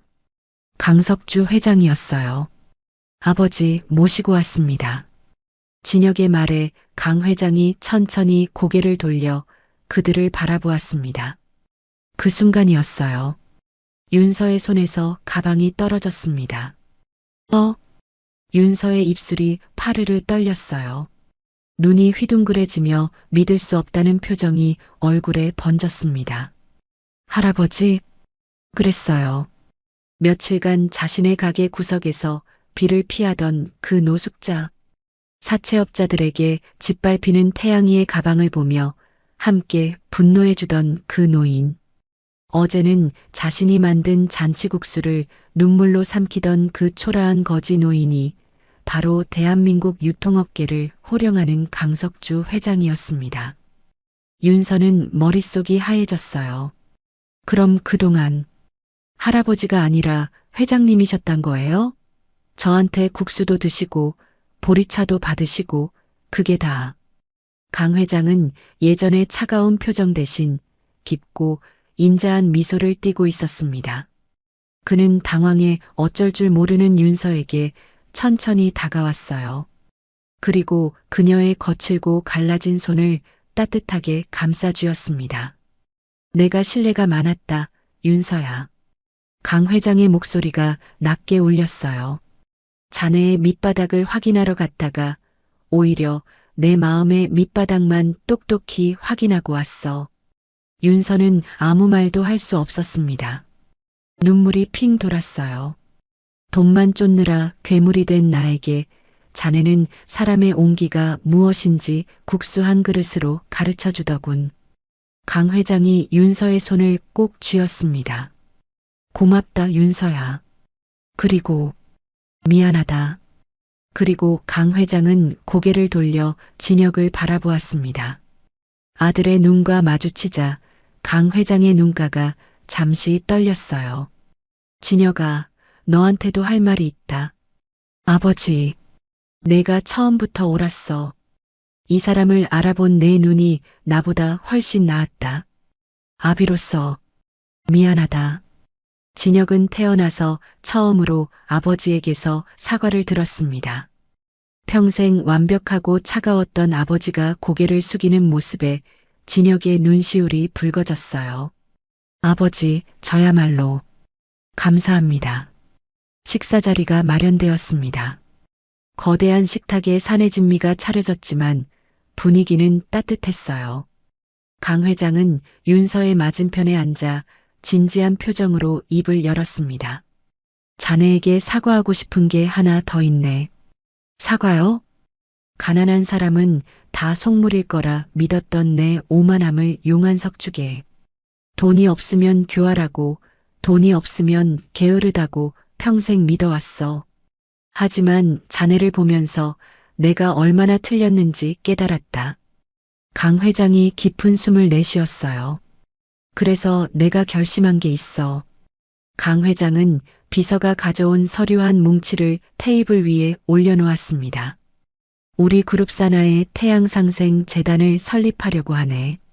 태양? 상생 재단이요? 윤서가 눈을 동그랗게 떴습니다. 미혼모들의 자립을 돕고 소외된 이웃들에게 따뜻한 한 끼를 대접하는 곳이지. 자네가 그 골목에서 하던 일을 전국으로 넓히는 거야. 강 회장이 윤서의 눈을 똑바로 바라보았어요. 이 재단의 운영권과 이사장 자리를 자네가 맡아주었으면 해. 윤서는 깜짝 놀라 손사래를 쳤습니다. 회장님, 저는 그저 분식집이나 하던 사람이에요. 대학교도 자퇴했고 경험도 없고 그런 큰 재단을 운영할 자격이 없어요. 강 회장이 단호하게 고개를 저었어요. 아니, 자네는 억울한 빚더미에 앉아서도 남의 배고픔을 먼저 걱정했지. 당장 내일 굶을 처지에서도 노인들에게 국수를 끓였어. 그건 돈이 많다고 할 수 있는 일이 아니야. 강 회장의 목소리가 단단해졌습니다. 마음이 부자인 사람만이 할 수 있는 일이지. 자네 같은 사람이 이사장 자리에 있어야 우리 그룹의 돈이 비로소 가치 있게 쓰일 걸세. 윤서의 눈에 눈물이 고였어요. 태양 분식을 재단의 1호점으로 만들고 자네의 그 따뜻한 철학을 세상에 퍼뜨려주게. 배고픈 서러움을 아는 사람이 배고픈 사람들을 도와야 해. 윤서는 더 이상 참지 못하고 눈물을 터뜨렸습니다. 미혼모라는 이유로 세상에 치이고 사채업자에게 무시당하며 버텼던 지난날의 서러움이 밀려왔어요. 하지만 이제 그 서러움이 씻은 듯 사라지는 것을 느꼈습니다. 회장님, 아니 아버님, 윤서가 떨리는 목소리로 말했어요. 정말 감사합니다. 제가 가진 진심 다해서 정말 열심히 해볼게요. 저를 믿어주셔서 정말 감사합니다. 그래, 고맙다. 포기하지 않고 그 예쁜 마음 지켜줘서. 강 회장이 따뜻하게 웃었습니다. 곁에서 이를 지켜보던 진혁은 비로소 안도의 미소를 지으며 윤서의 어깨를 감싸 안았어요. 그의 눈가도 촉촉하게 젖어 있었습니다. 강 회장은 신기한 듯 주변을 두리번거리던 태양이를 손짓해 불렀습니다. 태양아, 이리 와봐. 태양이가 조심스럽게 다가가자 강 회장은 아이를 번쩍 들어 올려 자신의 무릎에 앉혔어요. 너 그때 할아버지한테 사탕 줬지? 그거 정말 맛있었어. 진짜요? 그럼 또 드릴까요? 태양이가 해맑게 웃었습니다. 강 회장은 호탕하게 웃으며 아이의 머리를 쓸어넘겼어요. 자, 이제 우리 가족끼리 진짜 식사를 시작해볼까? 식탁 위로는 태양처럼 따뜻한 희망만이 가득 차오르고 있었습니다. 지독했던 오해는 거치고 새로운 가족의 시작이 그렇게 조용히 피어나고 있었어요. 1년이라는 시간이 흘렀습니다. 예전에 낡고 좁았던 태양 분식. 비만 오면 천장에서 물이 새고 바람이 불면 문틈으로 외풍이 들어오던 그 작은 가게는 이제 없었어요. 그 자리에는 현대적이면서도 따스한 나무 질감이 살아있는 아름다운 건물이 들어서 있었습니다. 건물 정면에는 태양상생 재단일 호점이라는 간판이 걸려 있었어요. 아침 햇살을 받아 눈부시게 빛나는 금색 글씨. 그 간판 아래로 사람들이 분주하게 오가고 있었습니다. 재단 이사장이 된 윤서의 일상은 이전보다 훨씬 바빠졌습니다. 하지만 그녀의 얼굴에는 그늘 대신 생기가 가득했어요. 세련된 오피스룩 위로 여전히 익숙한 남색 앞치마를 두른 윤서는 재단 내 꿈나무 주방에서 교육생들을 지도하고 있었습니다. 이곳은 윤서처럼 홀로 아이를 키우며 막막한 현실에 부딪힌 청년 엄마들에게 조리법과 바리스타 기술을 가르쳐 자립을 돕는 터전이 되었어요. 현재 20명이 넘는 교육생들이 이곳에서 새로운 시작을 준비하고 있었습니다. 은주 씨, 육수는 너무 센 불 말고 은근하게 우려내야 깊은 맛이 나요. 윤서가 교육생 옆에 서서 조언했습니다. 그래야 먹는 사람 마음까지 뜨끈해지거든요. 음식은 재료만 중요한 게 아니에요. 정성이 들어가야 해요. 네, 이사장님. 감사합니다. 교육생이 고개를 끄덕이며 불 조절을 했어요. 윤서는 환하게 웃으며 다른 교육생에게로 발걸음을 옮겼습니다. 수진 씨, 반죽 상태 좋아요. 그 정도면 찰기가 딱 좋을 거예요. 정말요? 이사장님, 저 떡볶이 장사할 수 있을까요? 수진이라 불린 젊은 엄마가 불안한 표정으로 물었습니다. 그녀도 윤서처럼 혼자 아이를 키우며 살아가는 미혼모였어요. 윤서가 수진의 손을 꼭 잡았습니다. 할 수 있어요. 저도 했잖아요. 수진 씨도 분명히 할 수 있어요. 윤서는 이제 단순히 떡볶이를 파는 장사꾼이 아니었습니다. 누군가의 삶에 희망의 불씨를 지피는 든든한 멘토가 되어 있었어요. 점심시간이 가까워지자 익숙한 검은색 세단이 재단 앞에 멈췄습니다. 문이 열리고 정장 차림의 진혁이 내렸어요. 한석그룹 전략기획본부 부사장이 되었죠. 하지만 그는 퇴근길도 아닌데 점심시간마다 이곳에 들렀습니다. 이사장님, 오늘 설거지는 제가 맡겠습니다. 진혁이 너스레를 떨며 주방으로 들어왔어요. 그리고 옷걸이에 걸린 앞치마를 집어 허리에 둘렀습니다. 교육생들 사이에서 킥킥거리는 웃음이 터져 나왔어요. 부사장님이 또 오셨네. 저분 진짜 매일 오시는 거 아니에요? 이사장님이랑 결혼한다면서요? 수군거리는 소리에 윤서의 볼이 발그레해졌습니다. 진혁은 아랑곳하지 않고 고무장갑을 끼며 말했어요. 자, 그릇 다 가져오세요. 한석그룹 후계자의 설거지 실력 보여드리겠습니다. 한석그룹의 후계자가 분식집 주방에서 고무장갑을 끼고 설거지를 하는 모습, 그것은 이제 이 동네의 명물이 되어 있었습니다. 잠시 후 재단 입구로 최고급 승용차 한 대가 들어섰어요. 문이 열리고 최고급 정장을 차려입은 강석주 회장이 내렸습니다. 칠순이 넘은 노신사는 위엄있게 지팡이를 짚고 걸어왔어요. 하지만 그의 손에는 서류 가방 대신 알록달록한 유치원 가방이 들려 있었습니다. 할아버지, 건물 안에서 태양이가 뛰어나왔어요. 이제 6살이 된 아이는 할아버지에게 달려가 안겼습니다. 오늘 유치원에서 공룡 그렸어요. 티라노사우루스요. 태양이가 품에서 종이를 꺼내 흔들었어요. 강 회장은 호탕하게 웃으며 아이를 번쩍 안아 올렸습니다. 허허, 우리 강태양, 어디 할아버지한테 보여줘 봐라. 강 회장은 태양이의 그림을 찬찬히 들여다보았어요. 오, 이거 아주 잘 그렸구나. 이빨이 무섭게 생겼어. 할아버지보다 더 무섭네. 할아버지는 안 무서워요. 할아버지는 착해요. 태양이가 해맑게 웃었습니다. 강 회장의 눈가에 주름이 깊게 패이며 미소가 번졌어요. 자, 오늘은 국수 맛이 어떤지 내가 검수 좀 해야겠구나. 우리 며느리가 끓인 국수가 여전히 최고인지 확인해 봐야지. 강 회장은 재단의 명예시식관을 자처하며 매일 이곳에 들렀습니다. 독거노인들과 나란히 앉아 국수를 먹고 두런두런 이야기를 나누는 것이 그의 일과가 되었어요. 가난을 증오해 스스로를 고립시켰던 노신사는 이제 사람 냄새 나는 이 작은 재단에서 인생의 진짜 황혼을 즐기고 있었습니다.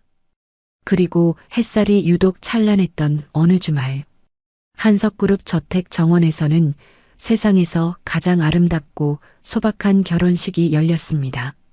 화려한 호텔 예식장 대신 태양이와 강 회장이 함께 정성을 들여 가꾼 정원이 식장이 되었어요. 수만 송이의 꽃들이 만발한 정원. 온갖 꽃들이 햇살 아래 눈부시게 빛나고 있었습니다. 윤서는 화려한 보석 대신 진혁이 처음 선물했던 수수한 진주 귀걸이를 하고 있었어요. 새하얀 웨딩드레스를 입은 그녀는 세상에서 가장 당당한 신부가 되어 버질로드를 걸었습니다. 태양이가 작은 바구니를 들고 엄마 앞에서 꽃잎을 뿌렸어요. 엄마 예뻐요. 우리 태양이도 예뻐. 윤서가 아이의 머리를 쓰다듬으며 웃었습니다. 단상에서 진혁이 윤서를 기다리고 있었어요. 그의 눈가가 촉촉하게 젖어 있었습니다. 윤서 씨 정말 아름다워요. 진혁 씨도요. 두 사람은 서로를 마주보며 영원한 사랑을 맹세했습니다. 강 회장은 단상 아래에서 그 모습을 흐뭇하게 바라보았어요. 그의 가슴팍에는 수천만 원짜리 명품 부토니에 대신 태양이가 고사리 손으로 직접 종이를 접어 만든 훈장이 달려 있었습니다. 세상에서 제일 멋진 할아버지라고 삐뚤빼뚤 적힌 종이 훈장. 강 회장은 그것이 어떤 보석보다 자랑스러웠어요. 축사 시간이 되었습니다. 강 회장이 천천히 단상으로 올라갔어요. 마이크 앞에 선 그는 잠시 말을 잇지 못했습니다. 감정이 북받쳐 올랐기 때문이었어요. 윤서야. 강 회장이 며느리를 바라보며 입을 열었습니다. 내 아들 곁에 와줘서 고맙다. 그리고 강 회장의 목소리가 떨렸어요. 내 굳어버린 심장을 다시 뛰게 해줘서 정말 고맙구나. 자네가 끓여준 국수 한 그릇이 내 70평생의 편견을 깨뜨려줬어. 자네 덕분에 나는 돈보다 소중한 게 무엇인지 알게 됐다. 윤서는 결국 참았던 기쁨의 눈물을 흘렸습니다. 진혁이 윤서 곁으로 다가와 그녀의 눈물을 닦아주었어요. 그리고 나지막이 속삭였습니다. 윤서 씨, 이제 당신은 혼자가 아니에요. 진혁 씨, 우리가 함께 만드는 이 태양이 온 세상을 비출 겁니다. 결혼식이 끝나고 노을이 오렌지빛으로 물드는 저녁이 찾아왔습니다. 세 세대가 나란히 손을 맞잡고 정원을 산책했어요. 강 회장이 태양이의 오른손을, 윤서가 왼손을 잡았습니다. 진혁은 윤서의 허리를 감싸 안고 함께 걸었어요. 할아버지, 저 노을 예뻐요. 태양이가 하늘을 가리켰습니다. 그래, 예쁘구나. 하지만 우리 태양이가 더 예뻐. 강 회장이 웃었어요. 한때는 결코 만날 수 없을 것 같았던 극과 극의 세계가 진심이라는 다리를 건너 하나의 가족이 되었습니다. 가난을 증오해 돈의 성벽을 쌓았던 노신사. 그 성벽 안에서 가짜 삶을 살았던 아들. 그리고 가난 속에서도 스스로 빛나기를 포기하지 않았던 젊은 엄마. 그들이 함께 걷는 길 위로 따스한 태양빛이 내리쬐었습니다. 윤서가 하늘을 올려다보며 나지막이 중얼거렸어요. 엄마, 저 이제 괜찮아요. 행복해요. 진혁이 윤서의 손을 꼭 잡았습니다. 앞으로도 계속 행복할 거예요. 약속해요. 노을빛 정원 위로 네 사람의 웃음소리가 퍼져나갔습니다. 태양을 품은 떡볶이. 그 작은 분식집에서 시작된 이야기는 이렇게 아름다운 결말을 맞이했습니다. 하지만 이것은 끝이 아니라 새로운 시작이었어요. 태양상생재단은 앞으로도 수많은 사람들에게 따뜻한 한 끼와 희망을 전할 것입니다. 윤서가 그랬던 것처럼 가난 속에서도 빛나는 사람들이 다시 일어설 수 있도록. 그것이 바로 진짜 부의 의미였으니까요. 오늘의 이야기가 당신의 마음에 작은 울림을 드렸다면 앞으로도 당신의 나날에 잔잔한 위로가 될 이야기들로 찾아뵐 수 있도록 구독과 좋아요를 눌러주세요. 그리고 사연의 주인공을 위한 따뜻한 말씀도 댓글로 부탁드립니다.